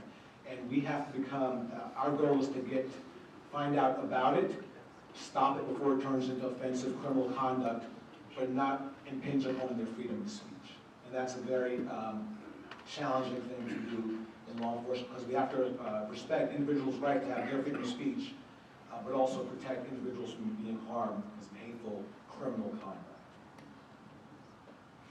I have much more to add to what he just said. Well, however, if hate crime occurs, the perpetrator will still going to look to his background as to membership in any such hate group. Yeah, so the question was, if a hate crime does occur, then would we look into the offender's background, the fact that they're a member of a hate group, and the fact that they've made offensive, hateful comments in the past? That would become a factor, obviously, in prosecution of that individual to establish their background. And there's a special question in the back from Ms. Marks from the ADL. Thank you, O'Neill. I just want to make a statement, and that is it's very hard to quantify. ADL, let me explain. ADL, an anti-hate organization, tracks extremists and follows their speech, which O'Neill can't do and law enforcement can't do. So ADL has a lot of information on hate groups and individuals who hate. However, it's very hard to quantify. Everybody always wants you to quantify how many are there, are they increasing, because a lot of the ways that we track them is online. And so online you can look a lot bigger than you are, you can look smaller than you are. It's very hard to quantify those numbers. So, but if you do want information on ADL, that ADL has on hate groups, I'll be up on a panel in a few minutes where I'll be talking about it, and you can come and talk to me and I can help you find some information on that. Thank you, O'Neill. Ms. Booth, just out of curiosity, are you at liberty to mention the case that you said? Okay. Yes. I'm an investigator with the county attorney's office. I just wanted to mention that PBS creates a crime in Texas report yearly that tracks hate crimes in Texas. Of course, you have the federal, and I might want to address that, the federal Uniform Crime Report that is done tremendous job in tracking crime, particularly the hate crime reports, and the tracking has gotten much better over time. Yes. So question, it appears that the whole issue is very complex and very nuanced. And should the victim then be thinking about hiring their own counsel to work as liaison with the investigators and the prosecutors?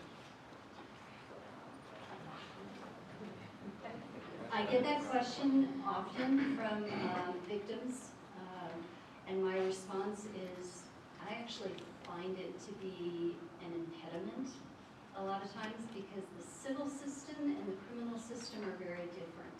Our levels of proof are different. What we can present to a jury is different sometimes, and so I think it becomes more of an impediment. I don't know of any situations, or I can think of very few, where anyone would have benefited in any way as a victim to have their own attorney. You know, we as assistant district attorneys, we care very much about our victims, or else we would not be here. We certainly would not have this career. So we're usually on the lookout for the best interest of our victims, even to the point sometimes of, I mean, there are very few far between, but there are times where we don't go forward because our victim is not in any condition to do so. And we may request continuances, or we may actually dismiss a case to refile later, but again, taking into account our victims, where they are at that point in time. So no, I don't think it benefits the criminal prosecution at all to have a civil attorney there to represent the victim. I'd say on the federal side, that would be a waste of time. We have victim service providers, we have victim service groups, we have representatives in our office, and we as prosecutors have experience dealing with victims and can help address those issues. Don't waste money on that. But What about attorneys? What about community liaison people, like dealing with cultural and language issues, kind of be the go-between between the victim and prosecutor's office? Has that been helpful? Have you had that incident? I have not, but I can see how it would be helpful. My probably most recent experience is with child advocates. So they kind of liaison with the children and the families of the children and the prosecutor. And they're wonderful, they're great. So I can see how that would be a great benefit. But I have not actually worked directly with a citizen advocate. other questions? Other way to wrap up? Yes, yes. My question is to Teresa. You mentioned earlier about a lot of your manufacturing cases are so if there's a really serious heinous crime where the death, fatality occurred, would you still try to proceed with a plea bargain or try to proceed with a trial to get the maximum sentence, or how would you do that? Every case has to be evaluated on its own legs. So we look at the people that are involved, we look at the facts that are involved. Obviously, a homicide type of case, we would be talking directly with the district attorney for input. We also talk with the victim, or in this case, it would be the victim's family. They would be consulted before anything is done. And again, it's the district attorney's office to make the recommendations concerning punishment, but we talk with people and we so those are things that would be entertained. And yes, honestly, there are times where we step away from a maximum punishment because it's the best thing, it's the just result. There are times where putting people through a trial, I mean, they're difficult things to go through. They're not easy. There's that to be weighed. There's the fact that a plea typically to the appeal process, and that is worth something. To know that you've got the finality of a conviction in place that's not going to get overturned because of some possible error that not even the prosecutor might have done. It may have been a judge ruling during a trial. That's worth something, and there are times where a plea bargain for something even less than the maximum would be the appropriate thing. There are times when that's not appropriate, and a trial is something that is sought after by the state. But again, each case has to be evaluated based upon its own set of factors to get the just result. I saw one last question over here. Yes, I have one more question. About the qualifying evidence, y'all mentioned about the qualifying evidence. So my question about that is, a lot of times victims, I feel like the way y'all are describing it is very hard to prove a hate crime, right?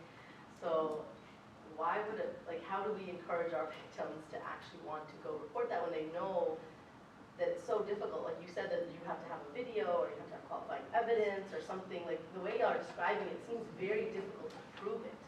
So a lot of times people are just going to be like, okay, let me just deal with this on my own. Let me go to a community member or a mosque or our church. Let's try to figure this out on our own. Also, the city, sometimes like the city, when like City of Sugar Land, when hate crimes are reported,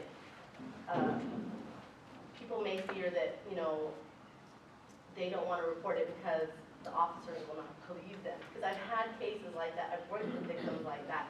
And that has happened. How do we deal with the implicit bias of the officer that comes to the door?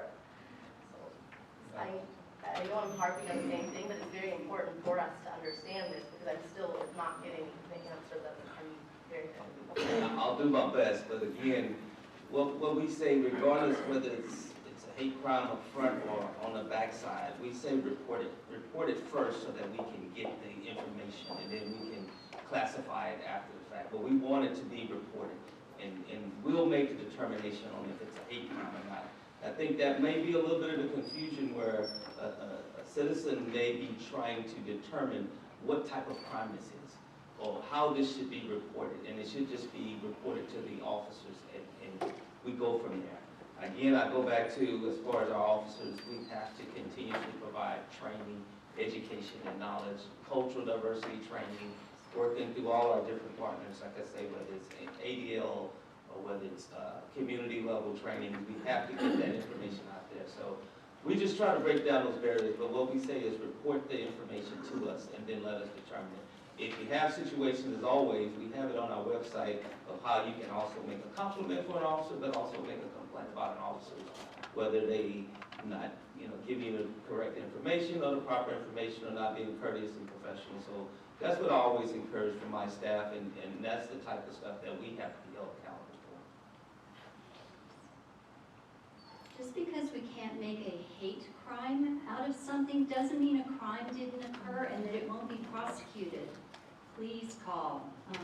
Anytime anyone is injured or hurt or their property is damaged by intentional acts, that should be reported to law enforcement. And even if a case never comes out of that, it's still documented somewhere, and it could become important at some point to making a hate crime out of something in the future. So please report. Please encourage reporting. On that note, I want to thank our panelists for their valuable advice.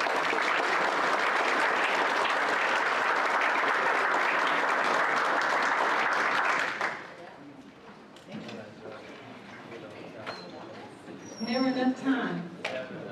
I want to address the question back there about police respect, community relations. My agency, we have a program, Strengthening Police and Community Relationships. And that program is designed it's a forum where the police will sponsor it, but it's designed for just that purpose, because typically it allows the community member to work side by side with law enforcement. One thing that we've learned is when someone gets to know each other and work with them, things change. So that is another program that we do have to offer the community, and I'm sure that the DA, along with the Sugar Land Police Department, may be interested in hearing about it. It may be something that we can do if that's a big concern, that there's fear of law enforcement and lack of respect. I have just a few more shout-outs. I'm the shout-out queen. First of all, we'd like to thank Judge Tina Watson for being here in front of the program. And then we have classmate, Bridget Smith Lawson, managing attorney with the Texas Department of Family and Protective Services. Mr. Travis Nicholson, EEOC new Deputy Director here in the Houston District. And finally, Richard Renison. He is Supervisory FBI resident agent. Is that correct? Thank you again. We are going to take a 10-minute break to transition to our last final panel. So 10 minutes, please. Please, so you can get out on time. Thank you. I'm sorry.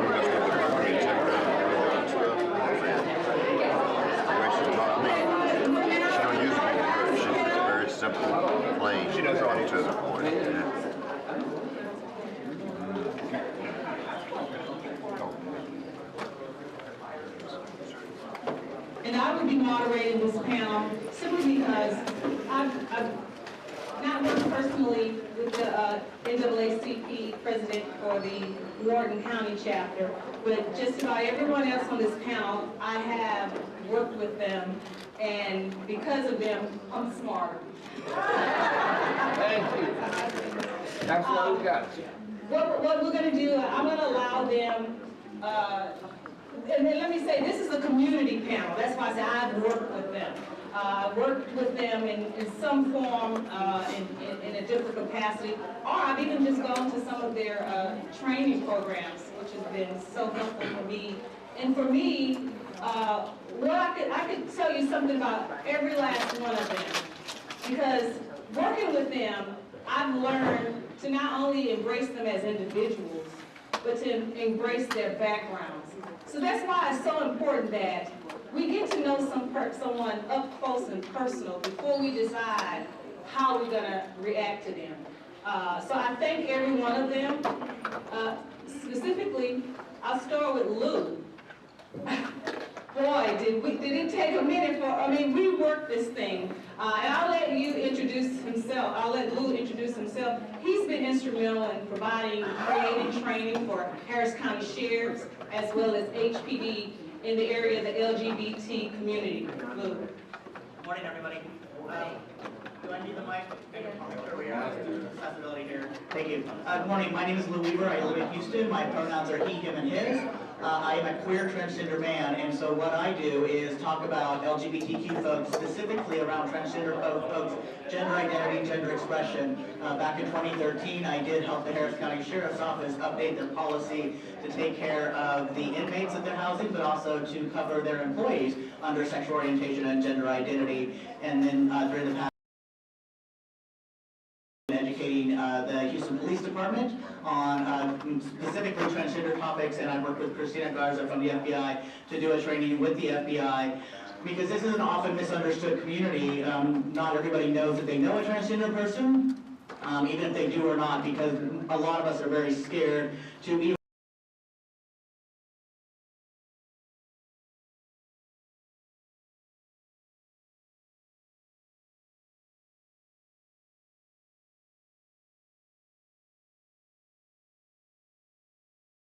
things that I didn't conform to the stereotypes of what I'm supposed to do. So that's what I do for my community. So I talk to anybody who will listen to me, and I'm not an attorney or a doctor, but I just like to talk a lot. So. And second, we have Lulak. I worked with him years ago down in Waller County. Down in Hempstead Independent School District. We had a situation. He and I provided services.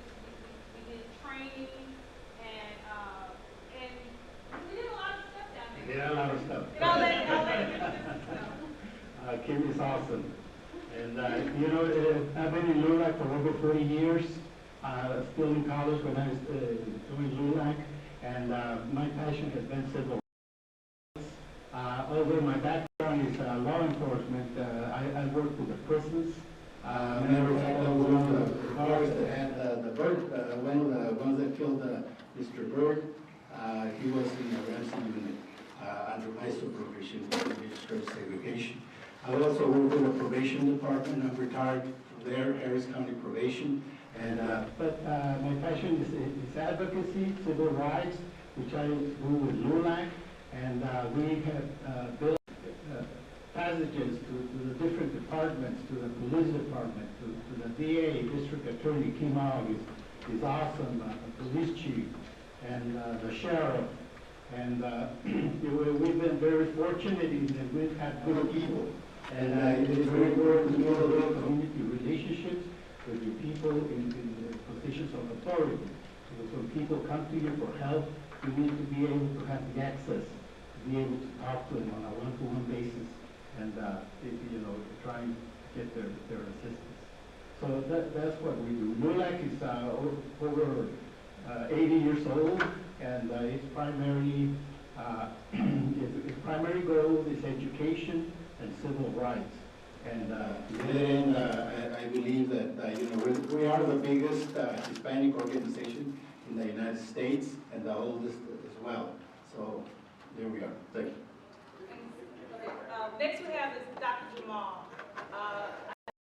Working with we put on protecting places of worship, resident expert.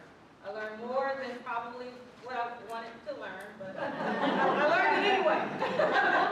So that's how I began my relationship with Dr. Jamal. Thanks, Kim. So I'm Zara Jamal. I'm Associate Director of the Bonyek Institute for Religious Tolerance. We're part of Rice University. Our mission is the study and advancement of religious tolerance through engagement. Through the Institute, we also sit on something called the Houston Coalition Against Hate, which is a network of civil society organizations that have come together to understand and address issues of bias and hate in Greater Houston.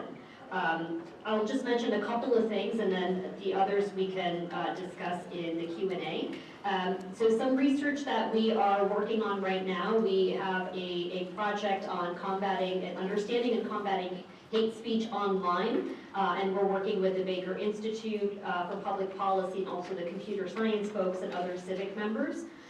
Through the Coalition Against Hate, we have recently hired a researcher to help us understand the landscape of what constitutes bias and hate around Houston, what community-based organizations are doing in response, the kinds of resources that they're providing to local communities, especially those that may not report to federal agencies or state agencies, and what some of the gaps are so that we can work together to try to fill some of those gaps. We do other things in education and engagement, and I'll speak to those later in the panel. Well, I met ADL when I was there. I started my career here with the Department of Justice and Community Relationships in 2012, but I didn't meet Ms. Marks until probably we played phone tag for quite a while. Okay. I think that's how we met, through phone tag. But I tell you, this is an awesome organization, and she's been, after I finally twisted her arm the 9th time, she says, I'll be on the panel. But she's been, the agency, well, what do you say, agency or organization? Agency. Agency has been helpful with me as I prepare for different programs to get information regarding hate statistics. And as a matter of fact, here's another shout out. I will be attending a training with ADL, Extremists, is that November the 13th? Maybe November the 13th, but the FBI is actually the organization that's putting it on. Oh, We're just helping. Oh, okay. So that's a shout out again. But go ahead and talk about what you do. Well, I after you outed me, as far as my reluctance to be here, I just want to thank District Attorney Middleton and the Queen of Shout-Outs, Kim, and the Citizens Engagement Committee for including ADL in this, because I don't know about the rest of you, but I've been with ADL for 20 years and I learned a lot today already. So I'm really grateful to be here and to have been able to benefit myself from some of the things that I've learned today. ADL is an anti-hate organization. We like to say we were founded 106 years ago with $200, 2 desks, and a 2-part mission, which was to stop the defamation of the Jewish people and to secure justice and fair treatment for all citizens. So we're an anti-hate organization for everyone because immediately our founders determined you cannot fight one type of hate without fighting all types of hate. So I'm lucky to work with Zara on the Houston Coalition Against Hate and work with really everybody here in fighting hatred. We work with the NAACP, we work with LULAC. We certainly had the benefit of Lou helping us with things. So I'm really in our best group, I'd like to say. We fight hate proactively and reactively. One of the ways we do it proactively is with the Houston Coalition Against Hate. We have No Place for Hate in a bunch of schools in our region. And then reactively, I spoke about a little bit earlier, which is that we have analysts all over the country who will follow haters and extremists and provide information on that for you. When I get a chance in a little bit, I'm going to show you how to find our heat map, which will give you some information on that and a way to look at where hate is around the country. But now I'm going to turn it over to my friend from the NAACP. Again, I just met her this morning. They said you had to have her. This program could not go on without her. But certainly, I've worked with NAACP in all parts of the country. Where I do my work, as I told you, I'm responsible for Texas, Arkansas, Oklahoma, Louisiana, New Mexico. Well, there's NAACP in all these states. So I'm trusted that she will give us the type of information we'll need. And at this time, I'll turn it over to Ms. Radix. Well, good afternoon, everyone. My name is Lynette Radix, and I'm a past president of Missouri City and Vicinity NAACP, and currently I reestablished the Fort Bend, Morton County NAACP, where it's a historical chapter.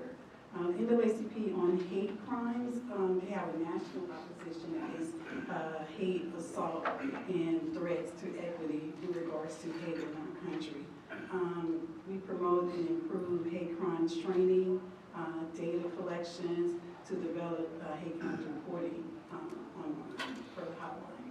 And locally, we work with any organization to just improve the access to make sure that we don't despair against any cultures.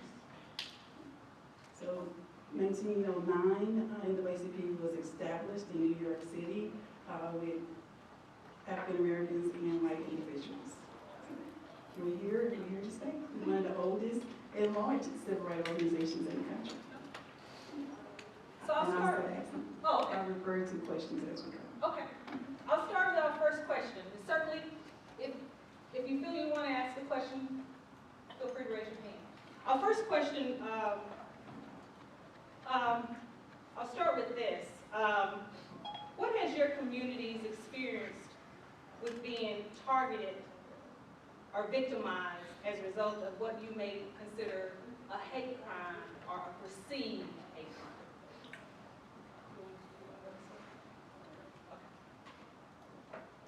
crime? For my community, it's police brutality.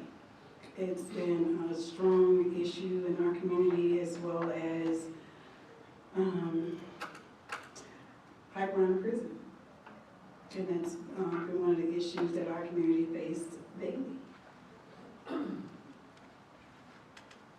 Well, since we're an anti-hate organization for everybody, I think someone referenced this earlier, that there's been a 17% increase in the number of hate crimes according to the FBI statistics. But I do want to mention that hate crime statistics, and this has been mentioned earlier too, are severely underreported. I went back and did a little bit of research, and while there has been an increase in the number of law enforcement agencies reporting to the FBI, they're still, we think, underreported. We were talking earlier about, how do you figure that out? Well, one of the things that I looked up was the National Crime Victimization Survey. This is a survey that's done twice a year of crime victims. And from 2004 to 2015, there was an average of 250,000 hate crimes reported per year. But if you look at the FBI's hate crime statistics for 2015, it says that there were 5,815 single bias hate crimes. That means reported because of one type of bias, and 32 multiple bias hate crimes for a total of 5,847. So there's a huge discrepancy between 5,847 and 250,000. So definitely we need to educate the public more about reporting hate crimes, and we need to educate law enforcement about how important it is to report hate crimes, because all the FBI does is get the statistics. It's the law enforcement agencies that report to the FBI, and it's individuals who report to their law enforcement agencies. So one of the things we're trying to do is to get people to report hate crimes more. I can talk more about that in just a second. You can see a visual representation of hate crimes reported to ADL, and ADL also has a vehicle for reporting hate crimes, which is adl.org, our website /report incident. But I want to, sorry to take so much time, but I want to show you this visual representation. So if I may put the mic down for a moment or pass it on to Zara. If you will all take your phones out and go in your search engine to adl.org, or look up in your search engine ADL heat map. That's what you should do. Look up in your search engine ADL heat map. and it will take you to a page for the heat map. Everybody getting there? And if you scroll down, you will see a map. Get on that page, scroll down, you will see a map. Now on a phone, everything's going to be a lot closer together than it would be on a desktop or a laptop. But you should see something like this. I don't know if you can see on my screen a map of the United States with lots of circles on it. And those are places where we have determined that there have been incidents of hate, extremism, anti-Semitism, or terrorism. So we collect this information, we provide it to the public, we provide it to law enforcement, and it's very important to increase the reporting of hate crimes so that we can see trends and try to prevent future crimes from happening. I'll stop there. Sorry. Thank you, and thank you for the work that y'all do, both ADL and NAACP, as well as my other colleagues on the panel. At the Bonnick Institute, we really focus on issues of the religious dimension of life, people of all faith and no faith, and what we've seen in the data coming out of ADL, CARE, SPLC, FBI, DOJ, you name it, is a rise in hate crimes specifically against certain religious communities or those perceived to be part of it. So about a 60% rise in anti-Semitic incidences and about a 20% rise in crimes that are targeting Muslims. And this is coming out of the federal FBI data from 2017, so the actual statistics are probably much higher because a lot of folks don't report, as we've mentioned. There are also attacks against those who are perceived to be Muslim but are not, so especially Sikhs and Hindus who may dress in ways that others may believe them to be Muslim. And I want to mention that the kind of discrimination that we see, sometimes it's verbal or physical or aggravated assault, but it's also not just of adults in the workplace or in public spaces. It is also in the classrooms against our children. And it is perpetrated not just by other children, but also by teachers, administrators, staff, and others. So this is, and it's at double the rate. If you look at bullying against children on the basis of religion, for Muslims and for Sikh children, it is more than double the rate of the national data on bullying for the average American child. And so this is part of the ethos, the context that we are dealing with and trying to respond to through the Institute's work in research, but also in education and engagement, which I'll speak to in a few moments. Thank you. Although LULAC is not a research organization, so I don't have numbers to show you as to the uptick of racial crimes. Just the perception that there are. A lot of the rhetoric coming out of Washington has been very negative, has called us all kinds of demeaning names, and also it called us invaders, called us all kinds of different names. And that, as we saw a few months back, where there's a crazy individual who went and shot 22, or killed 22 people and injured 24 others in El Paso, because he was, he was going to go after the Mexicans because he felt they were invading. And, a lot of the rhetoric coming out of Washington, he had on his website. That, as well as other cases. There's a lot of cases, even here in Harris County. We've handled some where individuals, white individuals, feel empowered to, kind of enforce the law. I had this individual, he Hispanic, and he was a lawyer. And so he went to a post office after hours, 9 p.m., and there was nobody else there. He was just going to check his mailbox. So he parked in a handicapped area. So along comes this guy and confronts him because he was parked in a handicapped area. And and the white guy claims that Mr. Garza put up his hands like he was going to fight him. So the individual took out his gun and shot him dead because he was parked in a handicapped area. And nothing would have happened because there was no activity until the family came to us, to LULAC, And we got on it, we got to the police chief, we spoke to the district attorney, and finally, the individual was indicted. And about 2 months ago, this individual was sentenced to 25 years or no, 20 years in prison. But he's 70, so chances are he won't come out. But that's the kind of thing we're confronting. Then there's the John Hernandez case. John Hernandez was, you probably heard of him, he was the one that was murdered by the husband of a sheriff's deputy outside of a Denny's restaurant. Because the individual, he was intoxicated, and he's going to the bathroom there at Denny's. He went outside to a parking lot and was urinating. But this other guy comes, and then he confronts him and winds up putting him in a hold. By the way, the guy was an MMA fighter on his spare time, and choked him until he died. Even though the family was there, his little girl was crying, says, "Please don't kill my daddy." Yet he continued, and his wife, the deputy, because she wasn't with him originally, and instead of stopping him, stopped the people from trying to stop him, or trying to block people from filming it. This individual was given 25 years in prison. And the thing is that it probably wouldn't have happened if we hadn't come and advocated for this family. Because in fact, they weren't going to do anything about it. It was all about protecting the sheriff's deputy and her husband.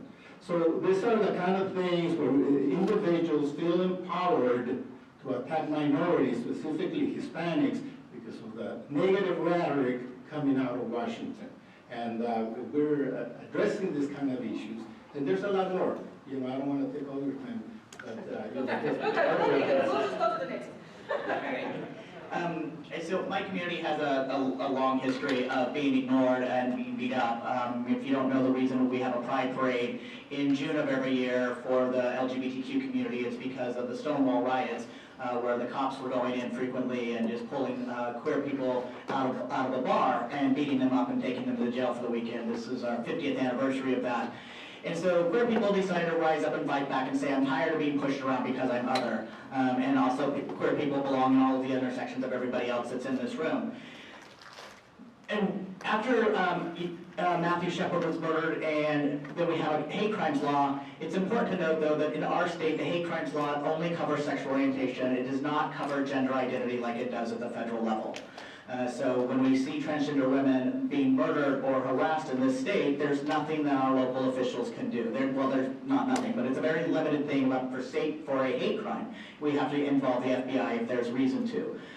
Right now, what transgender women that are living in the intersection of race and poverty and the misogyny and sexism that goes with all of that, transgender women of color are dying at an unprecedented rate across our country. And a lot of it we don't know if we didn't know before, if it was underreported or misreported because of using the wrong names and the wrong pronouns. Last year we lost 26 transgender people across the country that we know of. All but 2 were black. One was a Latino woman and one was a white male. And these are trends that we are seeing over and over again here in the United States, and they continue to go up. We had an incident in Austin where this was the beginning of 2015 where a trans woman of color was murdered, but it took 4 days for the police to report it correctly. So in those 4 days, they lost a lot of clues, they lost a lot of access to figuring out what was going on because the cops and the media reported that a Latino man had been murdered. Thankfully, when we got Chief Acevedo in Houston, he realized we knew before then that there had been a problem. We had a panel in Austin to talk about some of these things, including the Matthew Shepard Foundation, which focuses on hate crimes against gay and lesbian and bisexual transgender people. Were there. And so Chief Acevedo knew that we needed to do something about this. So he started we have LGBTQ liaisons within the HPD, and he started training all of his officers. And that makes it somewhat easier, but we can't put it on my community. I am one guy. And as much as I like to say I know everybody that's queer in Houston just because I want to, right? I don't. So in order for me to build a bridge, I need somebody coming from the other side. And that is HPD, their LGBTQ liaisons, their hate crime officers coming to our events as well, including Harris County Sheriff's Office, because if anybody's incarcerated at the county level, the city level in Houston, they're going to Harris County Sheriff's Office. So we need to make sure that we know somebody who's safe, because a lot of people were not reporting hate crimes. In fact, they closed down the storefront in the Montrose area, our neighborhood. And before they did that, we met with the officer that was running that, and he's like, oh, it's totally okay to be gay anymore, like nobody cares. Like, I wish that was real, I really do. But before transition, as I started my transition, about 10 years ago, I was being called a dyke so often. I hadn't been called a dyke since the late 80s. So it is coming back. I'm hearing all this rhetoric, and to be honest, if I didn't have a purple beard right now, nobody would acknowledge me.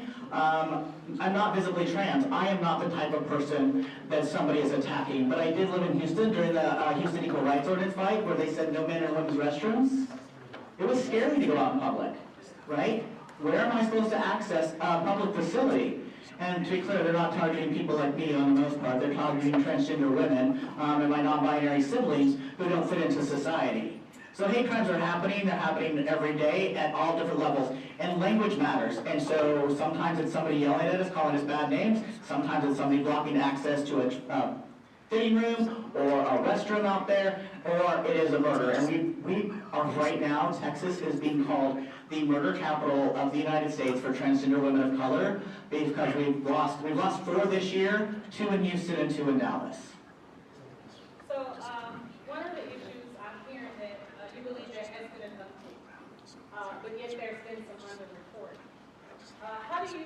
What could you tell the members of the community about the importance of reporting, or what they can do with regards to reporting? I can answer that. Well, there's several things you can do. First of all, it's very, very important to report hate crimes. You are if you're the victim of a hate crime, you're 4 times more likely to have to go to a hospital. Victims of hate crimes suffer from some of the most vicious attacks, because you're attacked for who you are, not for how much money you have or some other reason that someone might attack you. And so these crimes are very vicious, and we need to report them, and we need to prosecute them as hate crimes so that we can deter them from happening. And as was explained earlier, the way the hate crime laws work generally is that they will add extra punishment to a crime that's been proven to be a hate crime. And that's meant to deter hate crimes. We also need to make sure that everybody knows that hate crimes exist and hate crimes happen, to try to deter them, to try to educate people about them. So that's very, very important. There are several ways you can report hate crimes. Certainly, as has been encouraged before, report them to law enforcement if you feel comfortable with that. If you don't feel comfortable with reporting to law enforcement, there are other ways you can report hate crimes. You can report them to ADL. Like I said, you can go to adl.org/report-incident. A form will come up. You fill out that form. We will keep your information confidential if that's of concern to you, and we will try to help you deal with whatever happened. If we believe that you are in some sort of imminent danger, of course, we will encourage you to report to law enforcement. ADL also has a memorandum of understanding with the government of Mexico and the Mexican Foreign Ministry. And we have a campaign called Denuncia Odio, which is designed to get people who are reluctant to report to law enforcement to report to their Mexican consulates across the country. So you can report, if you're from Mexico, certainly you can report to a Mexican consulate, and they will help you deal with it. We are about to kick off a huge campaign to get people to report hate crimes and hate incidents. We're going to be kicking it off in the next couple of weeks. You'll see billboards that say expose hate with our website, with that reporting URL. And we just are so strongly want you to do that, because it's going to help everybody if you can do that. So look for that. We're working with Arda Acevedo on that, with a bunch of other organizations. Kim mentioned the event that we're working with the FBI on, which is also part of that. One of our analysts, Vegas Tenold, here's a book he wrote called Everything You Love Will Burn. He's coming in to be a part of that, so stay tuned for that. But there are plenty of ways you can report hate crimes, and thank you for asking that question. Do any of your other organizations allow you opportunities? Okay. If you feel that hate crime has been perpetrated on you and you're not getting a response from the police department or sheriffs or whatever, come to your advocates. Anyone here, LULAC, ADL certainly, and everyone here. That's what we're there for. We have built inroads with the district attorney, with the police chiefs, the sheriffs and all that. Come to us. You know, we will address your case. Oh, okay. I have another question. Are there anything in particular that you believe law enforcement should know about your religion or your community that will enhance or make the engagement a little more pleasant? Does anyone want to address that? Okay, based on our religion, and I can't speak for everybody, but most of the community that I serve, they don't trust the police. They don't trust in man. They trust in God. They trust in their own faith. They don't believe that the police will protect and serve them adequately. So the trust issue is not there, but to the gate, it has to have a better understanding that when you're stopped as an African-American youth, they're already afraid of you. So the interaction that I have taught my boys, be calm, speak clearly, and don't jitter. That's not being targeted to other races. So you have to train, we have to train our kids on how to interact before they're in middle school.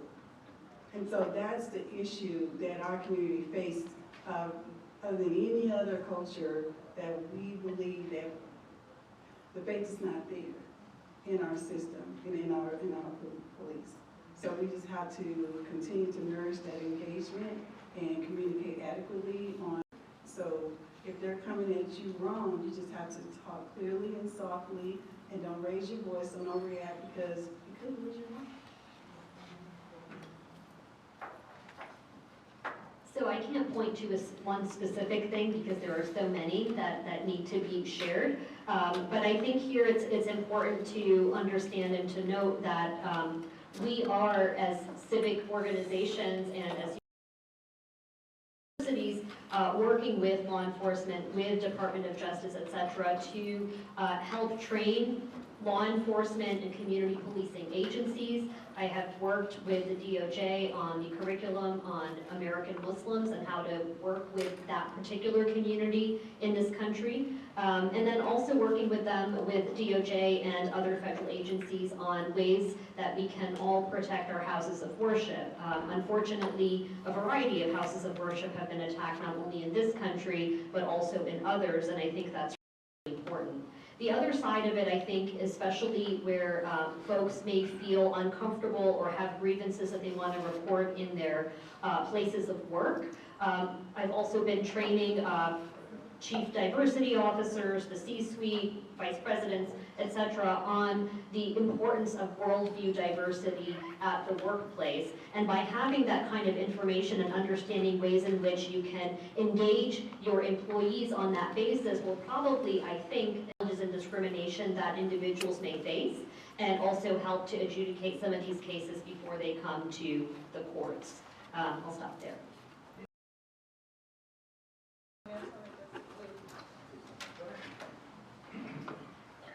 To law enforcement, in dealing with the Hispanic community believes in the rule of law. And, but, you know, one thing that will lose you the trust of the Latino community is if you try to be a nice agent as well as an officer and, you know, use your position to address an agenda of also mistrust. And the thing is to sow trust within the Latino community, if possible, learning something about the community, perhaps even learning Spanish. You know, you never know. And but you know, if you treat people with respect, then they will treat you with respect. Thanks. I would say when we're talking about diversity, it can't just be the color of somebody's skin. That is one place to start, but that is not the be-all, end-all. And people of color are many different colors other than black and brown, and we have to be thinking about this. And that's important. It's important to my community because we're in the intersections of all of those communities. But for my community, it really matters on how you address them. And law enforcement officers frequently say, oh, I have to use a legal name. Do you? Like, really? Do you? Do you have to write a report with a legal name? Absolutely. But does that mean that's how you address somebody? Not necessarily. And it goes a long way in how you talk to people. So to have a Transgender 101, and that is what I do for a living. I want to come talk to you and teach people how to get away from saying that just because it says Michael, is that what you're going to call somebody is always Michael? How many Michaels do you call Mike? How many Elizabeth do you call Liz or Beth? How many people use a middle name, initials, or have Americanized their name because they've come from a country and we refuse to learn their name because we're lazy, right? Y'all can say Daenerys Targaryen, I promise you. Learn this. We can learn how to treat transgender people and people from all over and call them by the name that they tell us that they use. And it's not my preferred name, it's not my preferred pronouns. I prefer vodka over gin, right? I use my pronouns. It is not my sexual preference, it is my sexual orientation, it is my gender identity and my gender expression. And the other thing is, it is important to note that every single person in this room has a sexual orientation, every single one of us has a gender identity and gender expression.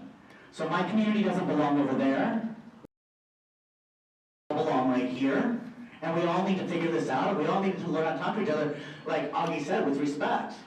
Because I see so many people who are afraid of going to the cops because cops will say, well, I have to call you a man because that's what it says on your ID. Like, that's a trigger. That's a hate crime. That's abusive. And I no longer want to talk to you. Or they tell my community, well, you deserve it. Look at the way you're dressed. I get a lot of words for that, and none of them are nice, and none of them I can say on this microphone, right? And so we've got to get to a place where we understand, and I will guarantee you can never understand a transgender person because you don't have to live my shit, right? And I can't understand yours. But we can respect each other for our differences because even though our differences, we're a lot more alike. And so we have to learn about communities that are different than us. All right.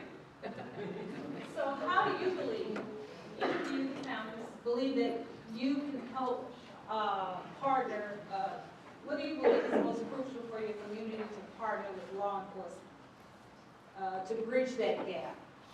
That lack of respect that someone has thrown out, the lack of trust. What do you believe that your community can do to create that? Well, I think it's all about communication. So when you adequately communicate with your community leaders and the people that work with you alongside you, we want you to know that we respect you as well. So we want to come to you openly. We want to engage our members of our organizations to open their arms to such belief that we can live together in unity, even though we don't see that, but we actually can, but we have to have the communication effectively so that people don't lose faith, because that's what's happening. I have to say I second that motion. I think it's all about cultivating relationships. This particular event is a wonderful step in that direction, but it's all about cultivating relationships. You cannot, it's hard to hate somebody if you really know them and you understand them, so cultivating relationships. The only thing I'll add is also providing the skills or some of the tools that could be used in managing the knowledge and the relationships that you've built, and then the common values behind it, especially of respect, compassion, generosity, etc. And I'll also just mention quickly that in addition to doing that with law enforcement and other agencies, it's important to start that with our children, because when they grow up to be big people, we don't want for them to be in these kinds of conditions as well. And so I think this kind of education really has to start young, and we do offer support in that sphere. I think as advocates out there in the community, you have to cultivate your contacts. We have frequent meetings with the police chief whenever there are issues, or just perhaps we meet once every 2 months.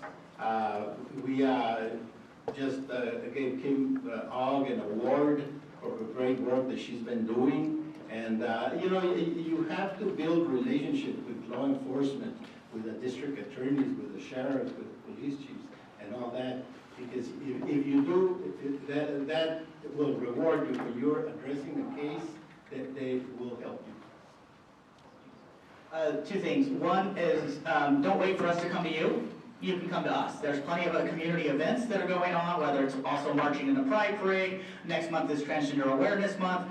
Get involved with your community. There's events that are happening, or invite us to you. Because the only reason I'm going to knock on your door is if there's a problem. And we don't want to wait for that. So let's not play defense, let's play offense, and try to find ways, and don't put it all on us, right? Because it's so hard that sometimes the hierarchy of needs for me is not necessarily saying, hey, we need to work on housing. Right now we're working on, like, how do we make sure we keep people alive and get them the medicine they need? There's just so many issues.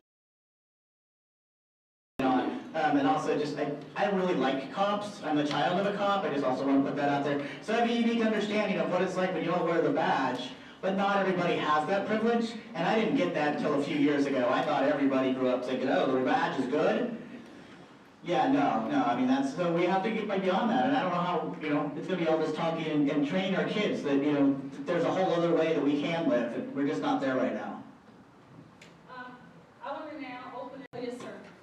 Yes, first of all, I came here with the idea just to get a gathering of understanding where there was hate crimes.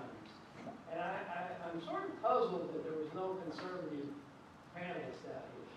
This is all been very, very left-wing, and it's liberal, and that's okay. But I have to say, I don't think we're speaking for the entire community, for sure.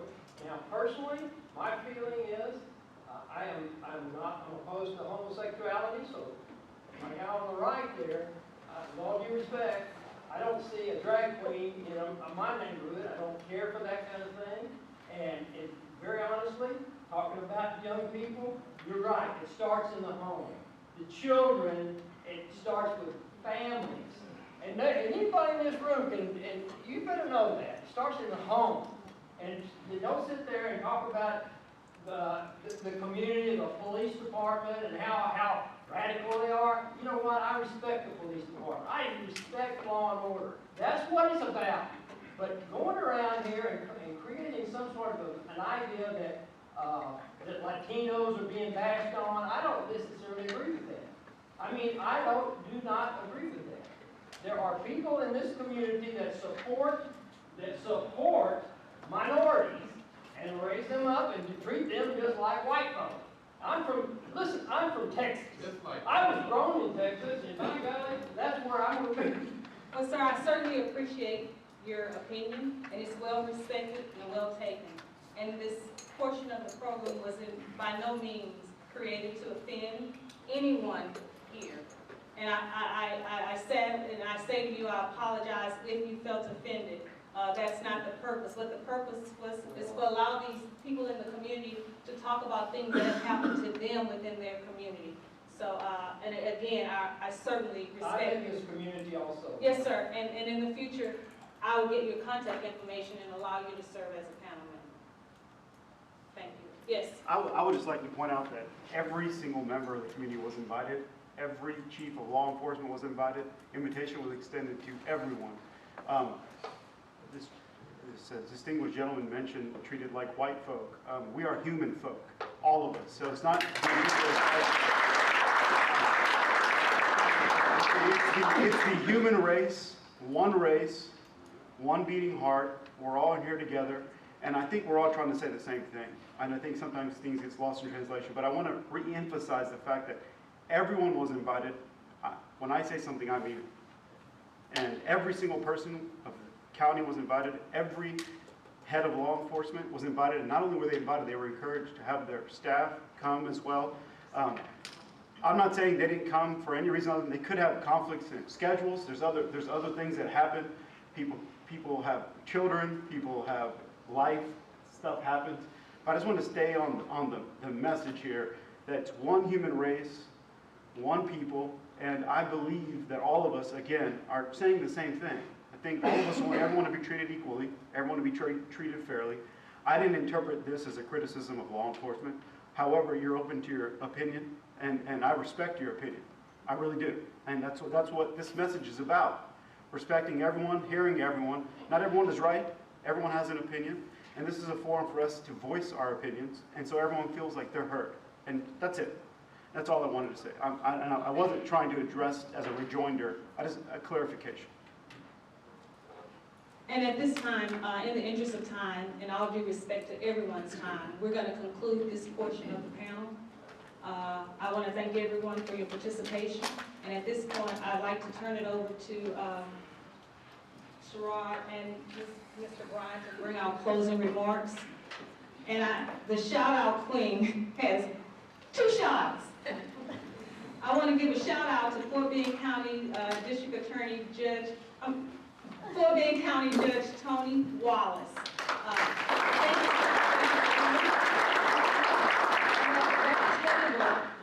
We have information that was put together by the Victims Assistance Coordinator. Some of it is in Spanish, and if you find something that's not in your native language, the DA's office has assistance through other nonprofit organizations that we can get it translated into that language. Again, thank you. Okay, again, I'd like to thank everyone for participating. For our viewers out there, thank you for tuning in. This is very important. What we're teaching here today, sir, is tolerance. That's what this today is about. We won't tolerate hate. We won't tolerate prejudice in our community. If you haven't noticed, the community has changed. It's grown. This is a very diverse community, and everyone must be respected in this community, even if it's ideological. We don't have to agree, but we must tolerate each other. We must tolerate our differences. And our laws must be followed. And we as law enforcement will ensure that, regardless of color, you will be protected in Fort Bend County.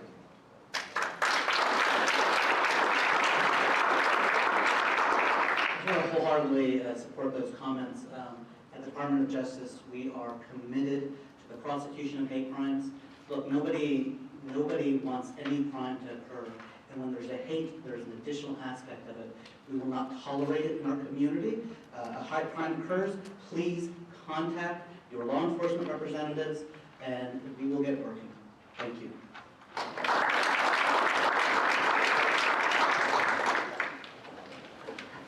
All you did evaluations, please turn them in so we can make this better. Thank you again.